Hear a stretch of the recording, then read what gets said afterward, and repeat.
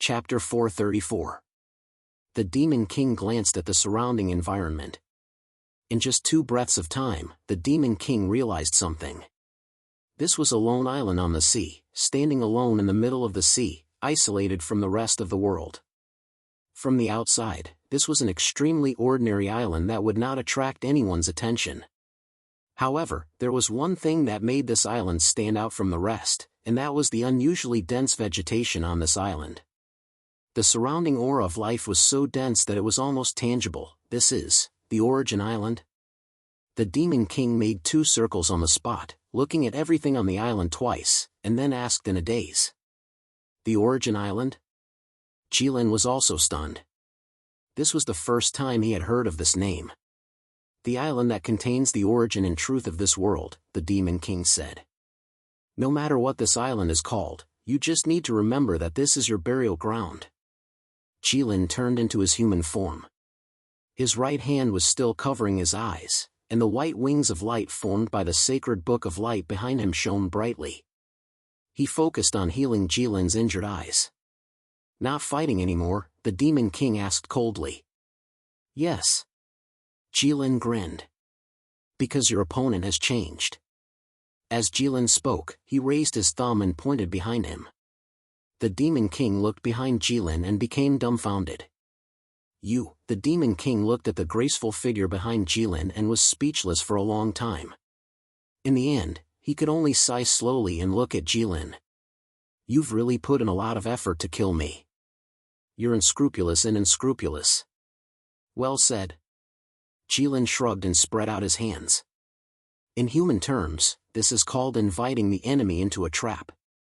Now that things had developed to this point, Jilin also had nothing much to say.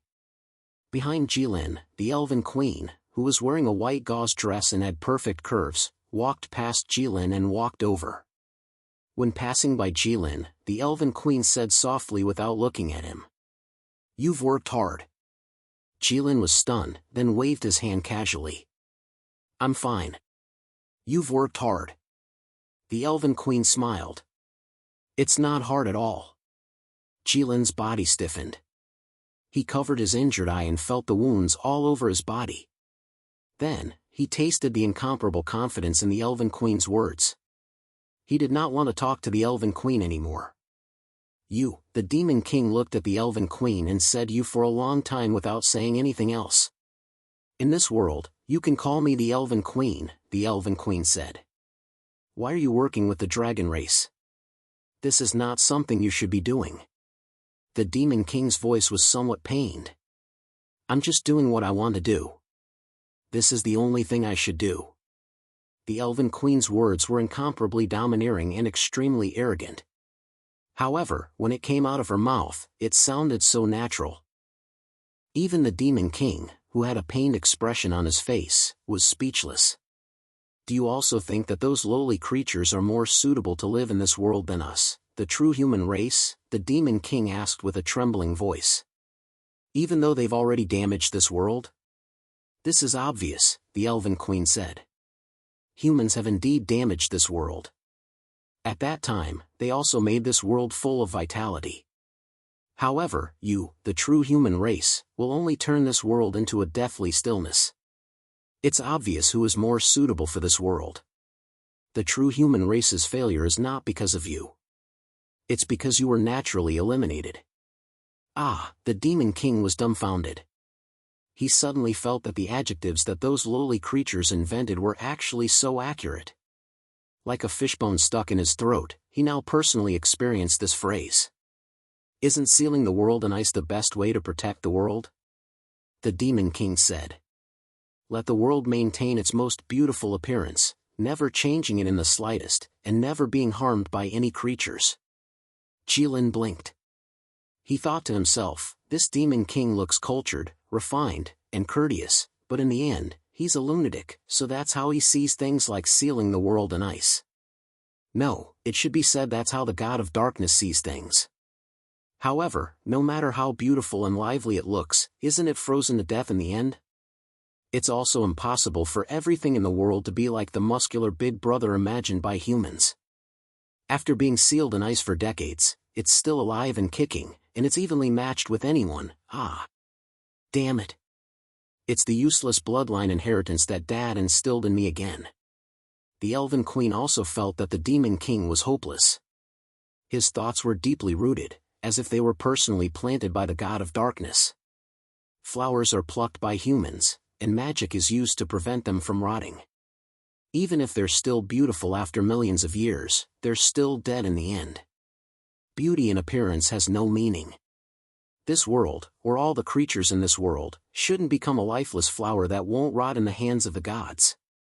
They should live freely, with their own will. Only then can they live up to the word life. No. The Demon King slowly shook his head. All living things are foolish. They need someone to guide them in the direction they're going. In this world, there's no path that's more correct than following the direction pointed by the gods. No, humans have long stopped needing the gods to guide them in the direction. The path of life is long and obstructive. One wrong step can lead to eternal damnation. At least, we've truly lived before. You don't want the gods to guide all living things? There's no need. You want to let all living things follow their hearts?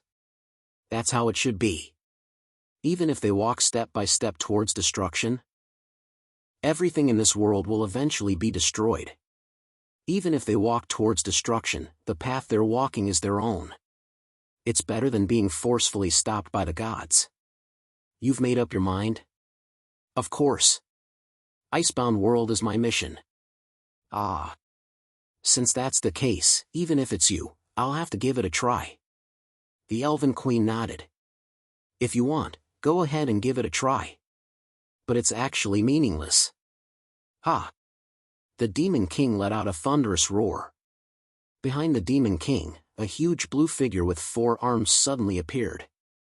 The blue figure wore a huge crown on his head. Behind him were the shadows of thousands of soldiers and horses. Every single one of them could be seen clearly. The wind and snow howled from the group of blue figures. The Demon King had borrowed the power of the entire true human race. To fight against the Elven Queen, he could only use his full strength right from the start. All things freeze. The Demon King formed a complicated hand seal with both hands. His entire body was emitting a faint blue light. This was his ultimate magic, a magic that was based on the strength of the entire true human race. The stronger the true human race was, the stronger this magic would be. If the true human race could really conquer the world according to their ideas, at that time, the Demon King would be able to use this magic to icebound the world. But even then, the Demon King could still use this magic to directly freeze a huge human city. This was a wide area magic, but the Demon King was only using it on the Elven Queen. The cold air that could instantly freeze a huge city was all directed at the Elven Queen. Chapter 435. Not bad. The Elven Queen looked at the surging cold wave and made a comment. It's a pity that this is the Elven Island. The cold wave that filled the sky was like a collapsing snow mountain. It roared as if it could swallow and freeze everything. It was unstoppable. Even Jilin felt that it was quite troublesome when he saw this power. If he were to face the Demon King's attack, he would either use the Forbidden Land to interrupt the Demon King's attack in advance or rely on his fire dragon's innate talent to resist the cold wave. Anyway, no amount of cold could freeze him. It was just inevitable that he would be injured. However, the Elven Queen only waved her hand lightly when faced with this attack. The Demon King's ultimate magic, the cold wave that could end the world, disappeared just like that. The Demon King's cold wave was like a drizzle in summer. It did exist and filled the entire world, but it was gone now without a trace. It had disappeared completely. It was so clean that it made people wonder if it really existed. Jilin did not have such doubts. He clearly knew that the cold wave was not an illusion. Therefore, he began to sympathize with the Demon King from the bottom of his heart. Speaking of which, it was quite funny. The Demon King was in existence with the mission of destroying the world. Logically speaking, the word sympathy should not be associated with him. Even if there was sympathy, it should be him sympathizing with others. In the end, he actually made 2 people sympathize with him in just a few days. Moreover, these two people were determined to be irreconcilable with him. This could only mean that the Demon King's experience was really worth sympathizing with. The Demon King had a duel with Jilin. In the end, he was schemed against by Jilin and was completely at a disadvantage. At that time, Bane looked at him with some sympathy. Now that Jilin saw the Elven Queen casually erase the Demon King's magic, he also felt sympathy for him. Jilin had fought with the Elven Queen before. He knew what the Elven Queen meant on the Elven Island. She was the supreme ruler. She was the rules and reason of everything. Therefore, the Elven Queen was completely unreasonable on the Elven Island. In Jilin's opinion, the Elven Island was the Elven Queen's forbidden land. It was even an enhanced version of the Forbidden Land. Here, not only could the Elven Queen prevent her enemies from casting any spells, she could also get whatever she wanted. Water, fire, wind, and thunder, they came at his call and left at his command. Fighting with the Elven Queen here, Jilin could only sympathize with the Demon King. He couldn't even stand on the same side as the Elven Queen. At most, he would ask the Elven Queen when she killed the Demon King, "Is he dead?" Then, the Elven Queen responded faintly. She got an answer that was not surprising. Jilin was certain that all the creatures in this small world would end up the same if they fought the Elven Queen on the Elven Island. Unable to fight back, he was trampled to death. The Demon King was dumbfounded when he saw that his magic was dispelled. He knew that there was a huge difference between him and the Elven Queen. After all, one was a creation of the God of Darkness, while the other was the King of Gods created by the gods, but he didn't expect it to be so big. After all, this was a small world. The various laws were not complete, and the divine power could not be fully utilized. Your way of thinking is irresponsible. The Demon King reached out and held the long spear. He looked at the Elven Queen and said painfully, "Since the gods created creatures, they should bear this responsibility. Children should learn to choose their own path when they grow up." The Elven Queen took out her bow and looked at the Demon King. Only then can they have their own lives. Humans will make this world full of holes. It's better than being frozen forever and having no life force. Do you know or not? What does it mean to the gods if this world is frozen? Of course I know. Then why do you? Even so, the creatures in this world should not be sacrificed by the gods. Forget it, you won't listen to me even if I tell you. Now you have two choices. 1. Stay on the Elven Island and never leave. 2. Die here. I have no grudge against you, and I don't really want to kill you. But I have to stop the God of Darkness's plan no matter what. You don't understand the God of Darkness's good intentions. It's he who doesn't understand the difficulty of living and the value of life. What's so valuable about something that the gods can create casually? In comparison, it's more important for the gods to occupy the position of dominator in the greater thousand universe. What's so valuable about the lives created by the creatures? The Elven Queen frowned. Then what are you? If you really think you're not important, why fight so hard? I'm just contributing a little bit of my insignificant strength to maintain the balance of the universe. If everything is just to maintain the balance, then isn't the world like a pool of stagnant water? What's the point of innovation, development, and vitality? Living in a world like a pool of water, even after millions of years, all you see is the reincarnation of generations, a cycle that never ends. If such a world is the pursuit of the gods, then it's no wonder they're so silent about everything. You'll create an unprecedented change. Once the creatures in the lower realm are completely out of the control of the gods, it's useless to say more. The Elven Queen mercilessly interrupted the Demon King. The Demon King immediately stopped talking. Then, he took a deep breath and took a stance in front of the Elven Queen. An ice domain that could be seen with the naked eye suddenly spread around the Demon King's body. Jilin nodded secretly. This was the only way to fight the Elven Queen on the Elven Island. Using the domain to fight against the Elven Queen's Elven Island, otherwise, he would be suppressed too severely. Even so, it would not be of much use. The Demon King let out a low growl and stomped on the ground. The Demon King rushed out. Several afterimages appeared behind him. Before the afterimages dissipated, the Demon King's spear had already stabbed in front of the Elven Queen. It was really untraceable, and it was as fast as a white steed flashing across a gap. The Demon King's spear intent was still extremely condensed, and all the power was concentrated on the tip of the spear. The spear was silent, but the cold light on the tip of the spear made Jilin's hair stand on end. When he fought with Jilin, the Demon King did not use this realm. This was the Demon King's first spear attack with all his heart, and even his life was integrated into it.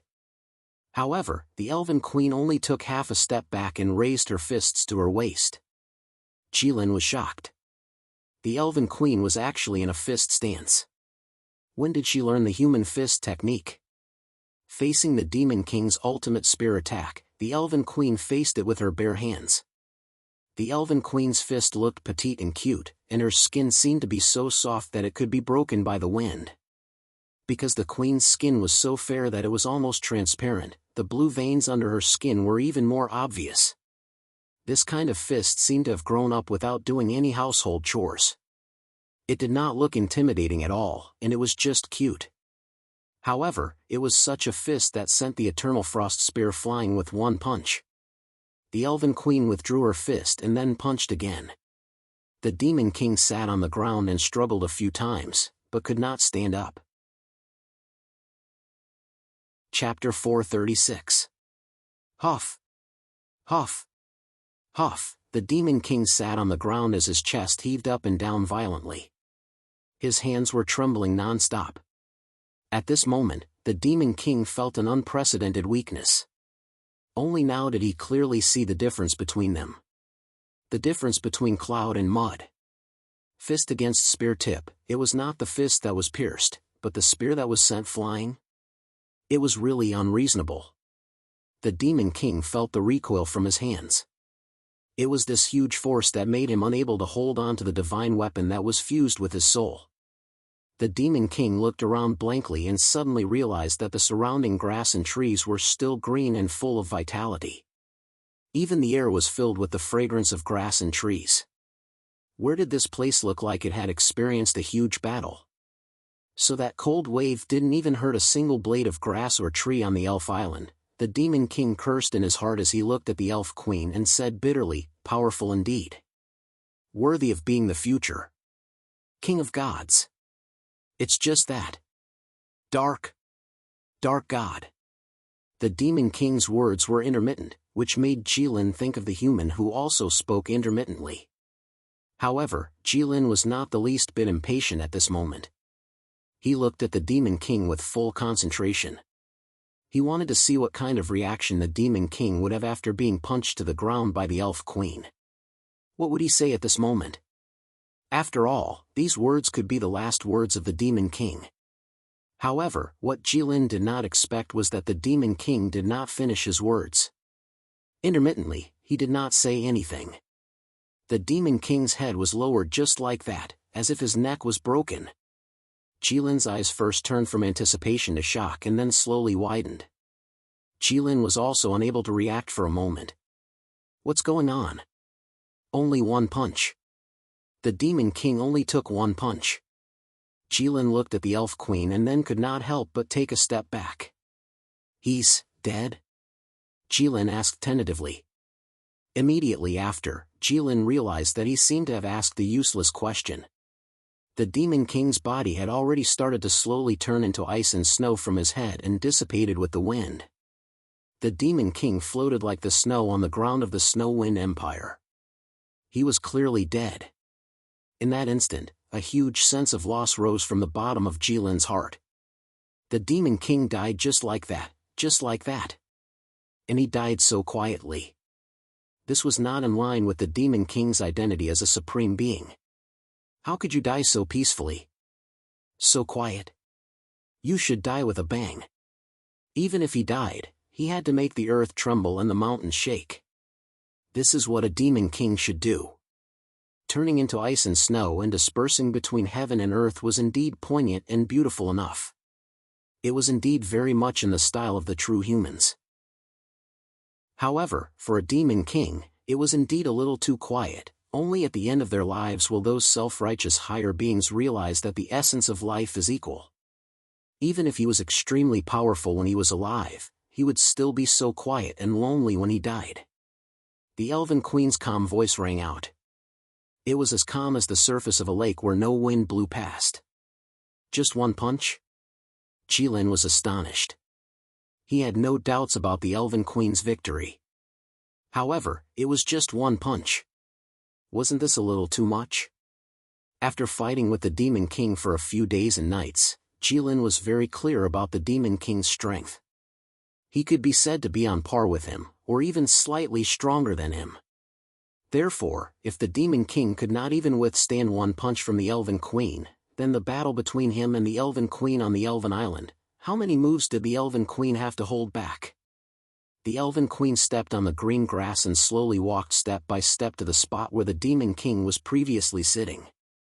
There was no one there, only a pile of snow that had not been blown away by the wind. The Elven Queen casually grabbed a handful of snow and waved it in the breeze. The pure blue snow fluttered with the wind before it melted, sparkling beautifully. It felt a little dreamy. However, such a scene made Jilin feel uncomfortable. He thought to himself, why did it have to be like this? Even in the knowledge of cruel humans, the phrase crushing bones and scattering ashes was the most vicious curse. His body was already in tatters. After fighting with you for a few days and nights, his body had already suffered a lot of injuries. In addition, he also had to suppress the cold in his body. My punch only triggered the injuries that he had been suppressing. Jilin was silent. Although the Elven Queen made it sound simple, he knew that of course, things were not as simple as that. If that was the case, why was the Demon King not killed by his punch? However, no matter what, the Demon King was now dead. He could bring Stya's coffin back to the sacred city without having to worry about not being able to raise his head under the sacred king's gaze. Thinking of this, Jilin suddenly shivered. He suddenly felt that the sacred king's gaze in his imagination seemed to be a little heavier than the Elven Queen's fist. Is this over? Jilin said, the hand that the god of darkness stretched out to this world has been broken? Of course not. The Elven Queen stood up and looked at Jilin, shaking her head and laughing. The god of darkness is a supreme god that has existed for countless years. If he really wants to do something, there are very few things that he can't do. Why do you think that he is so easy to deal with? Now that the Demon King is dead, there will be someone among the true humans who will inherit his power. The power of the Demon King will be passed down among the true humans. As long as the true humans are not destroyed, the power of the Demon King will never disappear. Then burn all the true humans to death? Jilin said subconsciously. However, as soon as the words left his mouth, Jilin felt that something was not right.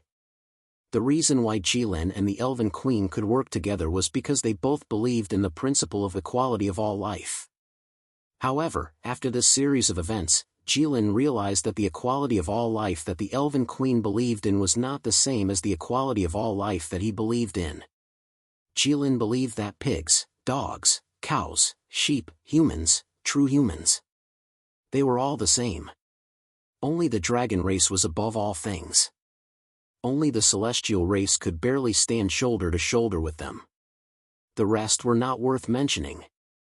However, the Elven Queen believed that all things were equal.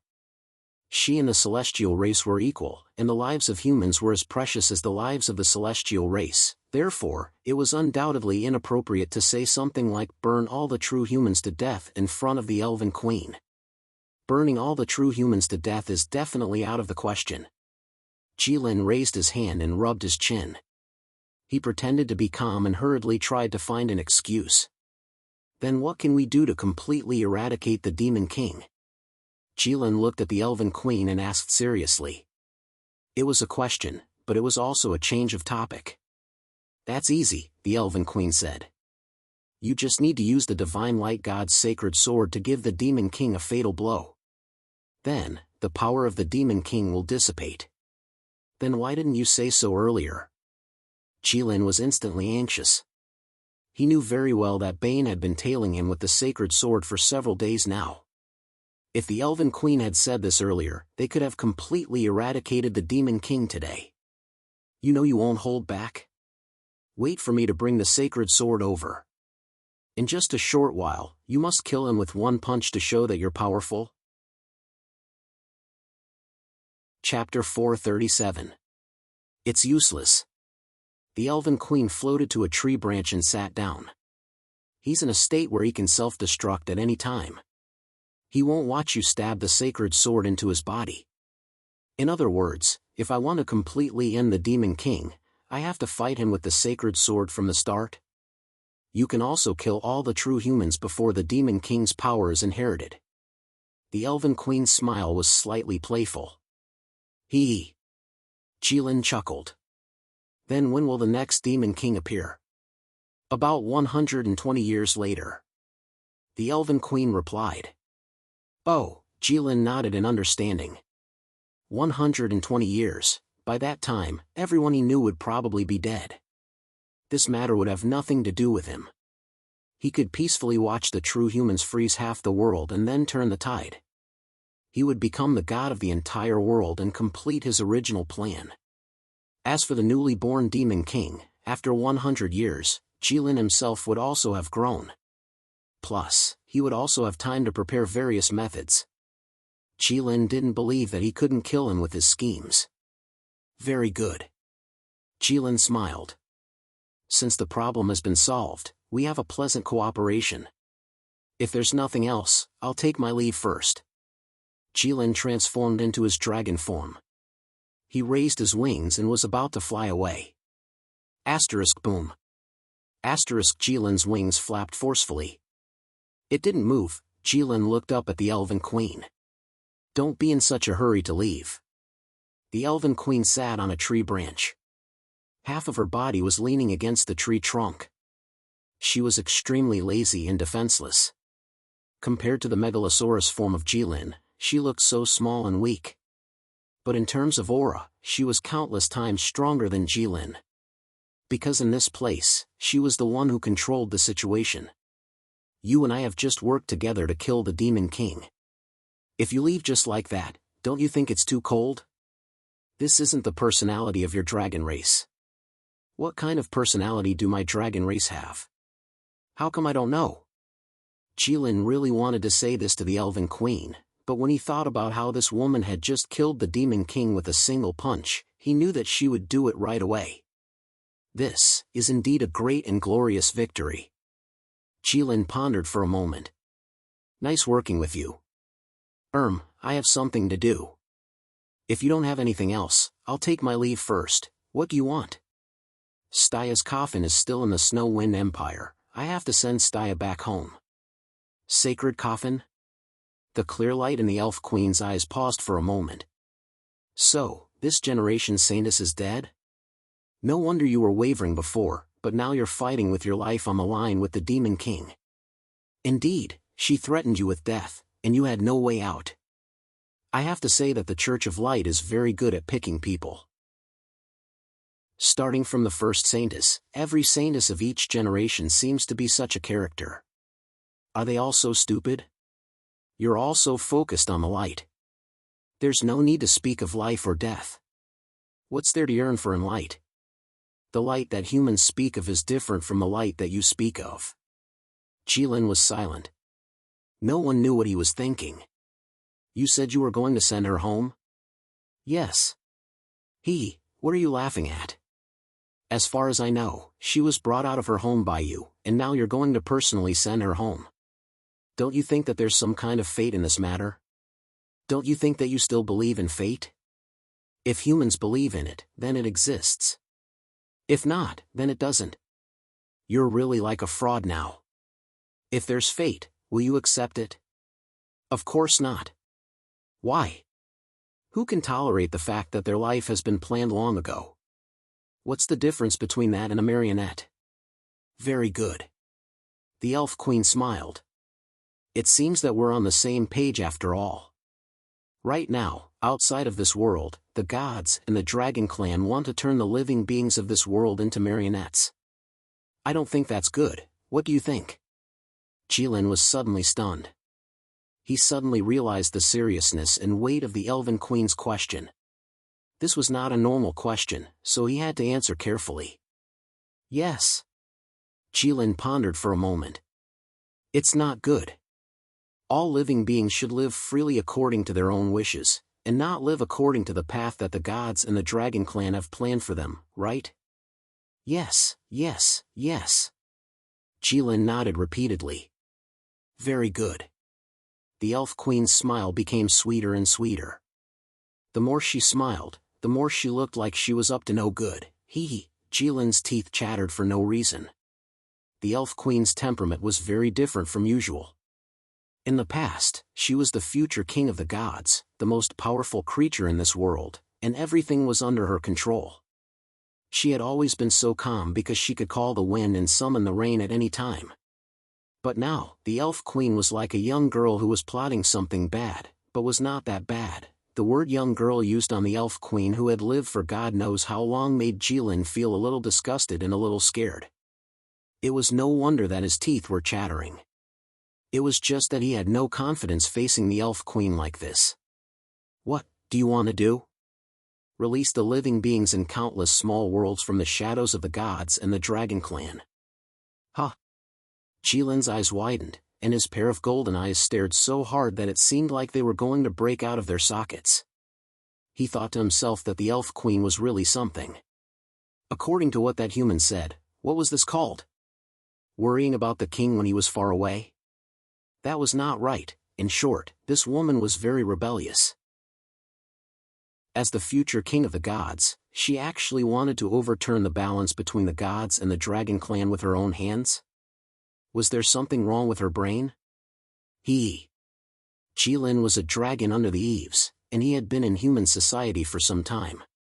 He knew that a wise man knew better than to fight when the odds were against him. So he could only laugh dryly. He did not know what was wrong with the Elf Queen's brain, but his brain was fine anyway. If the Elf Queen wanted to bring disaster to the gods, she could do whatever she wanted. Even if she wanted him to help, he would do it within his power. Bringing disaster to the gods was what the Dragon Clan wanted anyway. But if she wanted him to bring disaster to the Dragon Clan with her, he would definitely not do it. Then, what exactly do you want to do? Jilin asked tentatively. He had already made up his mind to feign civility with the Elf Queen first. If you want the shadow over everyone's head to disperse, you have to disperse the white clouds. Can you just say it out loud for such an important matter? Your analogy is very difficult to understand. Jilin shrugged. The Elf Queen rolled her eyes at Jilin. I want to disrupt the current power structure. As the Elf Queen spoke, she pointed to the sky. Jilin suddenly understood. You think that the current power structure is too stable, and it's not conducive to the development of the creatures below? But at this point, which force can go against the gods and the Dragon Clan? Could it be that you plan to personally support chaos after you become the king of the gods? That bunch of lunatics can do it, but they were already crippled by the gods and the Dragon Clan in the Great War back then. Now they can only struggle at death's door and are no longer of much use. Supporting a new force can indeed disrupt the situation of the gods and dragons ruling the universe, but ultimately it's just a temporary solution. Then what do you want? What I mean is to cripple the Dragon Clan and the gods. The Elf Queen casually waved her hand as she spoke. It was as if the gods and the Dragon Clan had vanished into thin air. Jilin was dumbfounded. Who's going to do it? You and me. Chapter 438. The word you and me sounded as if it could really close the distance between them. When the Elven Queen said it, it seemed to represent some kind of enticement. However, Jilin did not take advantage of the opportunity to climb the pole. Instead, he was fully alert and on guard. It was as if the Elven Queen's current attitude was not enticing, but pointing a bow and arrow at him. No, the current feeling was even more dangerous than that time. Back then, it was at least an open arrow. Now, Jilin felt that the Elven Queen was leading him into a ditch with a smile on her face. He felt that the Elven Queen was scheming against him. The two of them wanted to cripple the Protoss and dragons. Jilin did not know what kind of careful thinking the Elven Queen had gone through to say such ridiculous words. Jilin admitted that he really could not understand the Elven Queen's foresight. Although one of them was the strongest in this world and the other was the second strongest in the world. However, Jilin did not lose his mind because of this. He at least had a clear judgment of himself. Although he could run amok in most worlds, he was just a newborn dragon cub in the eyes of the entire god race and the dragon race. Any adult dragon could beat the current Jilin, not to mention the Dragon Kings or even the Black Dragon Kings who stood at the top of the Dragon Clan. It was the same for the Protoss. If it were not for the fact that this small world was too special, Jilin could not even use the darkness scripture and light scripture by force. The reality was so different. How could the Elven Queen say such a thing? What was the difference between this and the two Bane brothers wanting to kill him? Even if the world was rebooted, such a thing would definitely not happen. Cripple the Protossan dragons? Jilin felt that it was more likely that the Protossan dragons would turn them into ashes. Moreover, there were not many dragons and they had a long lifespan.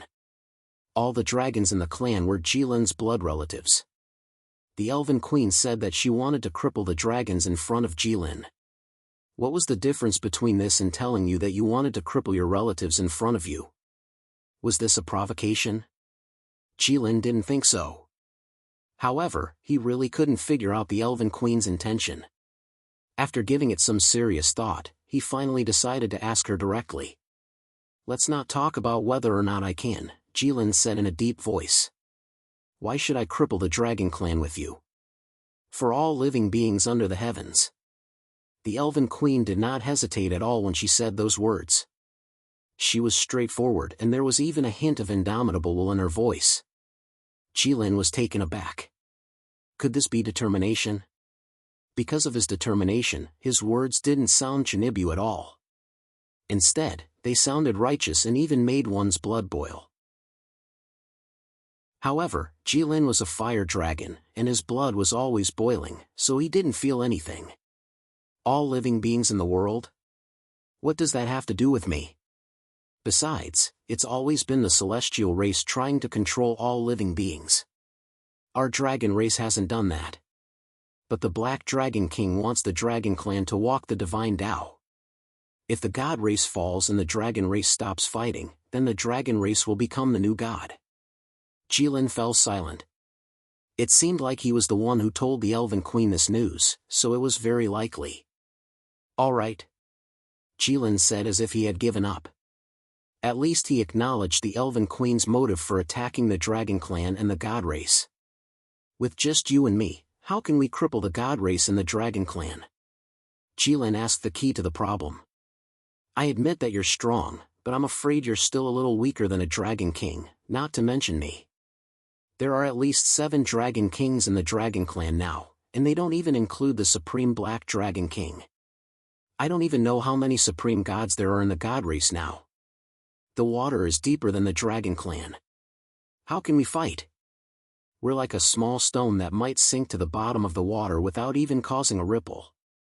"We can fight," the Elven Queen said with certainty. "Why?" "Because I'm the future Divine King. The God race has no secrets to me. I can use all kinds of divine arts and divine weapons as I wish. And you're also a very special existence in the Dragon Clan. As the son of the Golden Dragon King and the Fire Dragon King, your potential is extraordinary. You've mastered the Dragon Clan's cultivation method and know all the characteristics of the Dragon Clan. You also have the most troublesome Dragon Clan's divine arts, the Forbidden Land. So what?" Jilin spread his hands and stared blankly at the Elven Queen with his golden eyes. He didn't know what the Elven Queen meant by this. Even if it was true, which god didn't know dozens of divine arts and had at least 2 divine weapons? Even if the Forbidden Land was abnormally strong, the Golden Dragon was only one of the Dragon Clan. You're not that much stronger than others. What kind of reliance was this? What I mean is, you and I form an alliance and form a blood spirit contract. I'll teach you divine weapons and divine arts. You'll teach me the Dragon Clan's cultivation method. You and I will jointly master the Dragon Clan's divine arts and be invincible in the universe. Jilin was stunned. He slowly opened his mouth and felt that his jaw was out of his control. The Elven Queen's words sounded quite feasible. Since the birth of the universe, there had never been a dragon that mastered divine arts. Of course, there had never been a god whose body was as strong as a dragon's. A dragon that mastered divine arts. How powerful would that be? Jilin felt dizzy just thinking about it. Oh no! Jilin suddenly closed his mouth and thought to himself that he had almost been bewitched by her. The dragon clan's cultivation method had never been leaked. How could it be spread from him? If the Elven Queen learned it and taught it to other gods, by then, the gods' bodies would also become strong. He would be the main culprit of the dragon clan's destruction. Even if I teach you the dragon clan's cultivation method, you won't be able to learn it. Jilin felt that his words were very appropriate. The dragon clan's things could only be learned by dragons. Of course, this was very appropriate. I can learn it. The Elven Queen was still certain. I know your concerns. You don't have to lie to me. I've said it before, we can form a blood-spirit contract. Blood-spirit contract. This was the second time Jilin heard this ancient term today. This was a term that only existed in bloodline inheritance and had never been used before. It was so unfamiliar that it caught people off guard. So much so that when Jilin heard it for the first time, he really thought that he had heard it wrong. Are you sure? Jilin's eyes became serious. Even his tone changed. Yes. The Elven Queen nodded. Jilin looked at the Elven Queen and was really at a loss. There was always an opportunity for a person to change. This was the understanding of Jilin, who had countless melodramatic stories in his bloodline inheritance. People would not change for no reason. As the human saying went, it was easy to change mountains and rivers, but difficult to change one's nature. Therefore, once a person's concept and character underwent a major change, it would definitely be accompanied by a major event that could shatter this person. For example, the death of a broken family. For example, a desperate gamble and then lost the gamble. For example, a girlfriend or boyfriend ran away with someone else. Then, that person was better than you and arrogantly criticized you. After going through these painful experiences, people would change. Jilin did not know what the Elven Queen had experienced. As the future king of gods, she should be completely on the side of the gods. But now, she actually wanted to cripple the gods. For this reason, she did not hesitate to form a blood-spirit contract with him, a dragon clan member. Something that could make the Elven Queen change so completely must not be simple. Jilin did not want to know what it was. There was a good human saying, the more you know, the faster you die. Chapter 439. The Blood-Spirit Contract. It was an absolute contract of the highest order. It was a contract that used blood and soul as a medium. Both parties held nothing back. It was the most powerful contract technique in the beginning, but it was also the most useless one. No living being was willing to show itself to others without reservation. As long as one had thoughts, there would be things that they did not want others to know. It was just as the Elven Queen said. Once both parties formed this contract, Jilin no longer had to worry about the Elven Queen deceiving him because the effect of this contract was that both parties knew what the other party was thinking. Moreover, they were bound together for good or ill. If one died, the other would turn into ashes in an instant. If one deceived the other, one would suffer intense pain in the soul, and the other would suffer the same. The stakes were too high. Life is an independent entity from the moment it is born. Independence meant that one could survive without relying on others. It was the foundation of all freedom. If there was someone in this world that you would have to die without, then it could be said that your life would be empty and there would be no freedom to speak of. Freedom was precious, and it was the same for any life. Jilin could not give up his freedom just because of the Elven Queen's words. His life and death were tied to an unrelated person. The blood-spirit contract. According to my bloodline inheritance, this thing has not been used for many, many years. Jilin said slowly. He tried his best to make his words more tactful, and tried his best to make the meaning of his words clearer. Although Jilin was not old, in the eyes of humans, he was an ancient creature that had lived for hundreds of years. Moreover, his bloodline inheritance contained the dragon clan's long history in his memory. Therefore, when Jilin said that it had been many, many years, it really was many, many years. At least, no one had used it since the birth of humans. This was enough to prove that there was something wrong with this thing. Not to mention other things, if one died, the other would die as well. This was very problematic. Of course, I know the powerful effect of the blood-spirit contract. The Elven Queen looked at Jilin. But if I don't do this, how can you believe me? How can I cultivate the Dragon Clan's cultivation method? Jilin suddenly understood. He thought that the Elven Queen's confidence in cultivating the Dragon Clan's cultivation method came from this. Indeed, after the blood-spirit contract, even a pig would be able to cultivate the Dragon Clan's supreme secret technique, let alone the Elven Queen. Why me? Jilin asked. You and I are not familiar with each other. We've only met 3 or 4 times. Besides, I'm a dragon and you're a god. Trust has never been based on the length of time you've known each other. Humans often say that we're old friends even when we're old. Jilin's eyelids were half closed as he looked at the Elven Queen helplessly. This excuse was a little too ridiculous. At this point in time, Jilin was no longer that inexperienced dragon from back then. Jilin looked at the Elven Queen for 2 to 3 seconds. The Elven Queen looked back with an enigmatic smile. The atmosphere gradually became tense. All right.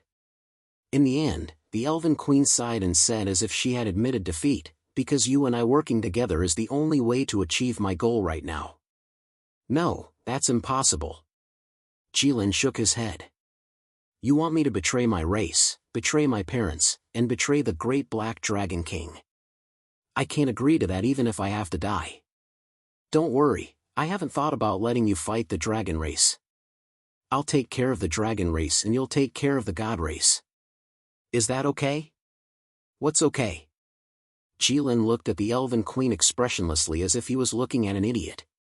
What kind of solution is this? You think it has nothing to do with me if you cripple the dragon race? Besides, the dragon race and the god race have been at war for many years. Hundreds of adult dragons and a few dragon kings couldn't do anything to the god race. You want me, a young dragon, to die? Actually, there's another reason why I want to work together with you. The Elven Queen said slowly, seemingly hesitant. Can you fight the Black Dragon King on equal footing? Jilin was stunned. He didn't know why the Elven Queen suddenly asked this. He was caught off guard and couldn't answer for a while. You can't, right? The Elven Queen said it for him. Jilin could only nod. No dragon could fight the Black Dragon King. This was an indisputable fact. Because the Black Dragon King was the origin of all dragons. He was a real dragon. The entire dragon race was created by him. Similarly, I, who was created by the gods, can't go against the gods. So you want to borrow my hand? No, I want to borrow your forbidden land. A dragon who can use the forbidden land is the nemesis of the gods. You want me to challenge the god world with a single dragon? I'll challenge the entire Dragon Island. Even if you want to die, you don't have to be so heroic, right? Compared to you, a moth flying into a flame isn't courting death. Maybe you have a reason for doing this, but I'm really looking for death by doing this. Is that really the truth? The Elven Queen's long and narrow eyes suddenly became playful. What do you mean? Jilin was stunned. A marionette being held in the hands of others, dancing and laughing happily, but thinking that it's living a real life. What do you mean? Jilin was a little annoyed by the Elven Queen's ambiguous way of speaking. This sentence is referring to the people of today, and it's also referring to you. You've been living in the calculations of the gods and the dragon race since you were born. Every step you take is the result of the game between the gods and the dragon race. Jilin looked at the Elven Queen and didn't say anything. Of course, he wouldn't believe such baseless alarmism. The Elven Queen saw Jilin's attitude and smiled slightly. The dragon race spent so much effort to send you here, of course, it's not for you to come in and enjoy the sunshine. And since the dragon race made such a big move first, the gods will of course respond. For example, the woman who took you around the world with the dark scripture. Impossible. Jilin's eyes shone with golden light and let out a thunderous roar. If it was said that Aisha betrayed Jilin for him, Jilin would believe it. But if it was said that Aisha followed the instructions of the gods and schemed against him, Jilin wouldn't believe it. Don't be so angry. The Elven Queen waved her hand. Of course, that woman doesn't know. After all, when the gods plan the fate of humans, they won't inform or discuss it with humans in advance. Then, Staya, is it also the work of the gods? No, the Elven Queen said. Before Jilin could catch his breath, the Elven Queen continued, it's the work of the dragon race. Impossible. Jilin said again. But this time, his tone wasn't as firm as before. The dragon race doesn't have the hobby of capturing princesses, but why do you want to capture them so much? Because, Jilin suddenly stopped halfway because he realized the seriousness of the matter. Why did he like to capture princesses? Why did he value a human princess so much that he didn't hesitate to risk his life against the Demon King? Because his bloodline inheritance had been changed by someone. Who changed it? His father, the Fire Dragon King, Huang. Because he was Jilin's father, Jilin didn't care at first and only thought that his father was unreliable, but now, it seemed that the Fire Dragon King wasn't that unreliable. Chapter 440. So you're saying? Jilin paused for a moment. My father didn't just change my dragon bloodline casually. We have some understanding of the dragon bloodline inheritance. Changing the bloodline inheritance can't be done casually, even if your father is a dragon king. Just as she said. Jilin was silent. He remembered that when he was talking to his father, he did say that he needed his mother's help to change the bloodline inheritance. He didn't notice it at that time, but now that he thought about it carefully, wasn't it something that could only be done by the combined efforts of two dragon kings? How could this be casually done? This was simply going through a lot of trouble and wasting a tremendous amount of effort. If they wanted me to catch a princess, they could have just said it. Why did they have to do this? This was indeed something that didn't make sense. The most important thing about setting up a plan is to make those involved confused. The Elven Queen looked happy and spoke as if she had experienced it before. Jilin didn't say anything. He couldn't accept this fact. He couldn't believe that he had been set up by his own parents. No, he had been set up by his entire race. Jilin suddenly looked up at the Elven Queen. The Elven Queen, who was under house arrest on the Elven Island by the gods, suddenly felt a sense of empathy. He somewhat understood why the Elven Queen was so rebellious. Now, he also had the thought of crippling the dragon race. Staya's death. Jilin thought for a moment and suddenly said. This. The Elven Queen hesitated for a moment, but after looking at Jilin's serious eyes, she finally nodded gently and said, her death has nothing to do with the gods or the dragon race. It can even be said that her death allowed her to escape from the fate that the gods had planned for her. How do you know what kind of fate the gods had planned for her? You don't even know when she died. I have a way to communicate with the realm of gods. What was her original fate? She was supposed to shine brightly. She was supposed to become a true hero with a holy sword in her hand, defeating the Demon King and Megalosaurus, and becoming a hero that everyone praised for eternity. This was the script that the gods had written. What a cliché script. Because gods are the oldest living beings. They are too old to create any new stories. That makes sense. Jilin smiled. However, it was rather strange for him to make such an expression with his current face. Then what was the person holding the holy sword doing? You can think of it as a gift for the truly brave. So cruel? Yes. What evidence do you have? The holy sword doesn't restrain you, but the light god gave that person the task to use the holy sword to kill you. That's the same as sending him to his death. Since that person died at your hands, the sacred sword will definitely fall into the hands of the holy maiden. In that instant, Qilin recalled how the holy sword had failed to pierce through his scales. That human's face was filled with shock and despair. I remember that when that person obtained the power of the holy sword, it was with you? Yes. You knew that he was here to die, yet you didn't stop him? He was filled with anger at that time. His heart was filled with hatred. He was determined to kill you. Not to mention me, even if the light god who gave him the holy sword personally came, he probably wouldn't have been able to stop him. All right. Qilin said helplessly. Only now did he feel that the god's plan was watertight. It really felt like fate. And Staya was actually able to escape from this fate. He had to admit that it was really impressive. Since the god's plan has failed, does that mean that the dragon's plan has succeeded? Half of it has succeeded. How so? Whether the remaining creatures can worship you like a god or not is the other half. Right now, the humans have a church. The people inside believe in me. What about the remaining ones? If they can preach, then they can preach. If they can't, then, you should form a blood contract with me. I promise that I will only kill the Black Dragon King in the entire dragon race. As long as the Black Dragon King is killed, the dragon race will have no chance of seizing the path of godhood. Naturally, I won't touch any of your blood relatives. No. Qilin shook his head decisively. The Black Dragon King is the ancestor of the dragon race. You can't kill him, and you can't defeat him. Even if you can defeat him, I, a dragon, can't defeat the god race. Your plan was a failure from the very beginning. Of course, I won't challenge the Black Dragon King myself. Qilin was stunned. I will bring the entire god race to challenge the Dragon Island.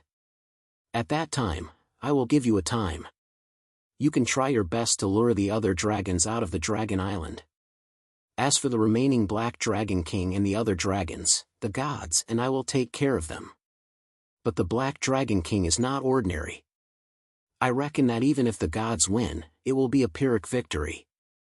The remaining gods will probably be greatly injured. At that time, it will be the time for you to make your move. You can bring the dragons out of the Dragon Island and attack the gods who are greatly injured. You can say that you are avenging the Black Dragon King. The mantis stalks the cicada, unaware of the oriole behind. It's the fisherman who benefits from the fight between the snipe and the clam. It is indeed a good plan. Qilin looked at the queen and sighed. You are indeed a god. Of course. But this plan is full of danger. It is too simple. After I sign the contract with you, if you are killed by the Black Dragon King, how can I take advantage of the power of the gods? Can I only die with you? To do such a big thing, even if it is you and me, we have to take risks. After all, we are plotting against the entire dragon race and the god race. Don't tell us that you are the one who has been plotting. You don't want to? Are you willing to be manipulated by others? Not only you, but also your friends and family. I am not willing, but I can bear it. The death of the Saint of Light, is that it? This time, Qilin was speechless. He really couldn't bring himself to say that it was over. But, to avenge Staya and become enemies with the dragon race and the god race, it was definitely not a wise move. I need to think about it seriously. Qilin felt a headache coming on as he looked at the Elven Queen. Of course.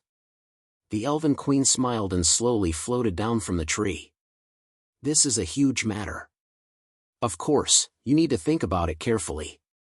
But no matter how long you take to think about it, I believe that you will get the answer I want. Qilin shrugged and didn't say anything. Can I leave now? Qilin asked. I still have things to do. Yes. The Elven Queen walked in front of Qilin. But after you leave the Elven Island, you better not act rashly. I don't care about the orcs, dwarves, or the sea race, but if you dare to kill humans, you can try. Qilin suddenly narrowed his eyes. He didn't know what the Elven Queen could do to him outside the Elven Island. But he still decided not to try so easily. Are humans worth your attention? It is just a friend's request. Go. As long as you don't stand high above the clouds, as long as you walk in the world, one day, you will discover the pitiful nature of all living beings. You will be unable to help but want to drive away the haze over their heads and give them a free sky. Jilin quickly spread his wings and flew out of the elven island in an instant. After leaving the elven island, Jilin let out a long sigh of relief. He thought that this person was really crazy. Chapter 441. Jilin flew through the sky. He thought about the Elf King's words and felt that the sky was quite good. He could fly however he wanted. Even if the humans were not free, it had nothing to do with him. For the sake of Staya, it was not a big deal to do something for the humans. But if he caused the dragon race to suffer great losses for the sake of the humans' freedom, it would not be worth it. Jilin shook his head and put this matter aside for now. Following his perception, he found the 40-odd flying dragons in the vast sea. He knew that Bane and Flay had been following him for a long time. It was very easy for Jilin to find Bane and the others. After Bane's betrayal last time, Jilin had learned his lesson. This time, he left a mark on Bane's body. Not long after, Jilin saw the 40 flying dragons in the distance. However, upon closer inspection, Jilin couldn't help but be taken aback. Because there were countless members of the sea tribe in the sea. They poked their heads out of the water, and there were so many of them that they looked like the water ghosts in the human legends. No, the water ghosts in the human legends were written about them. Jilin appeared above the sea tribe in the blink of an eye. Seeing that Jilin had returned in one piece, Bane and Flay were delighted. The members of the sea tribe raised their hands and bowed to Jilin. The flying dragons also lowered their heads slightly and flew a little lower. Jilin sighed in his heart. This was the result of interacting too much with the humans. Even the flying dragons knew how to bow. "What are you doing?" Jilin asked. Without waiting for Bane to reply, the Sea Tribe King said, "Dragon God, we saw that these people had been following you for a long time and wanted to plot against you. That's why we stopped them for you." Jilin was silent for a full 5 seconds. He felt that the Sea Tribe King seemed to think that he was a fool. What kind of creature would dare to plot against him on the back of a flying dragon? Moreover, if there really was a creature that wanted to plot against him, how could these small fish and shrimps of the sea tribe stop it? "What do you want?" "Just say it," Jilin said to the Sea Tribe King. The Sea Tribe King saw that the flying dragons had been following him for many days, so he stopped them and did not attack. His intentions couldn't be any clearer. He just wanted to see him. Dragon God. The Sea Tribe King was a kind old man. Sea Tribe. Crimson Unicorn pondered over the Sea King's words. "We are willing to do our best for you, Dragon God." After saying that, Jilin turned around and flew away. The flying dragon beneath Flay made a turn and threw Flay down. Flay was, after all, a legend rank expert. She would not fall to her death. However, when she landed on the reef, she could not help but blink. She had not said a word since Jilin returned. What did he want her to talk about? "You won," Bane said softly as he sat on Jilin's hand. "It wasn't me. The Elven Queen won." "Is that so? Was the fight intense?" Jilin thought for a moment. The Demon King was intense. He used all his skills. However, the Elven Queen was not intense. She killed the Demon King with one punch. Bane was silent for a moment. Then, he looked at the white clouds in the sky and sighed. The Elven Queen is really powerful. This was the first time he could see the clouds while sitting on Jilin's hand. Yeah, Jilin looked at the holy sword in Bane's hand and said with lingering fear. This should be the second time Jilin felt lingering fear. The first time was when he faced the Elven Queen's bow. This time, it was really dangerous. If it was not for the fact that the Demon King had not been killed, the Elven Queen might not have let him out of the Elven Island. Fortunately, Bane did not bring the holy sword to the Elven Island. However, you won the fight between the Demon King and you. Yes. You did not feel good winning, right? A little. I thought that you would not use such a method to win the fight. I used to think so too. Then why did you do it? I had to take revenge for Staya by any means necessary. You have really sacrificed a lot for Staya. The dragons have always thought highly of the princesses they captured.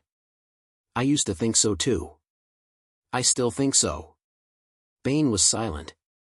If that was the case, why would the second princess you captured be treated so differently from the first one? They did not speak for the rest of the journey. Jilin continued to fly like this. He flew all the way back to the Wind Moon City. When the people of the Wind Moon City saw the flying dragons in the sky, they were first stunned, then they cheered loudly.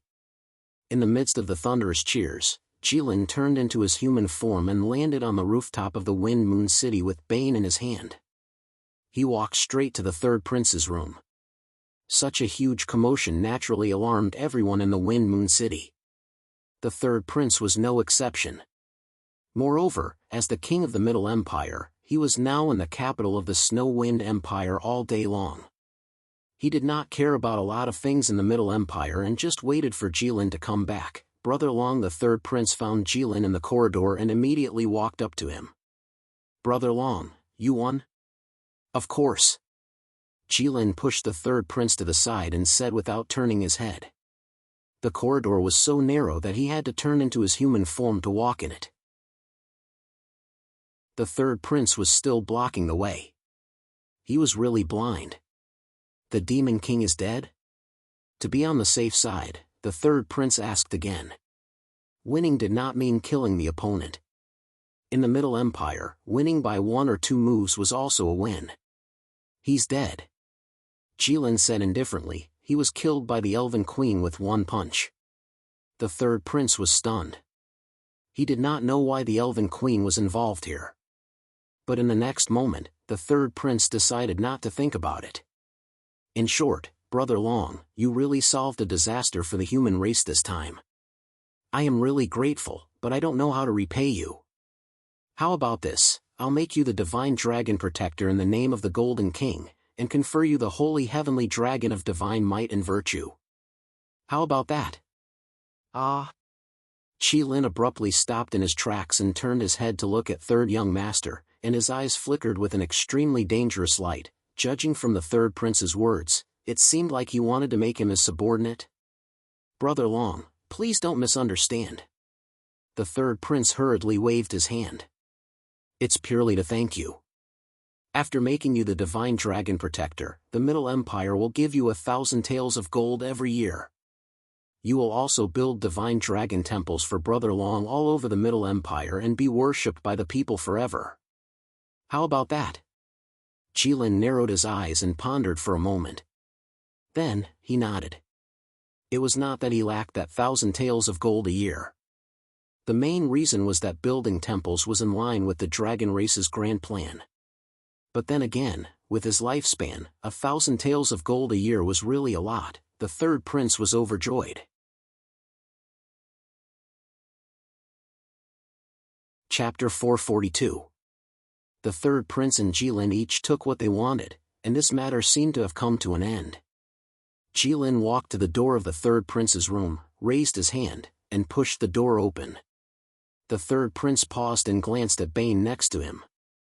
He thought to himself, since you taught him how to open the door, why didn't you teach him how to have a lock on the door?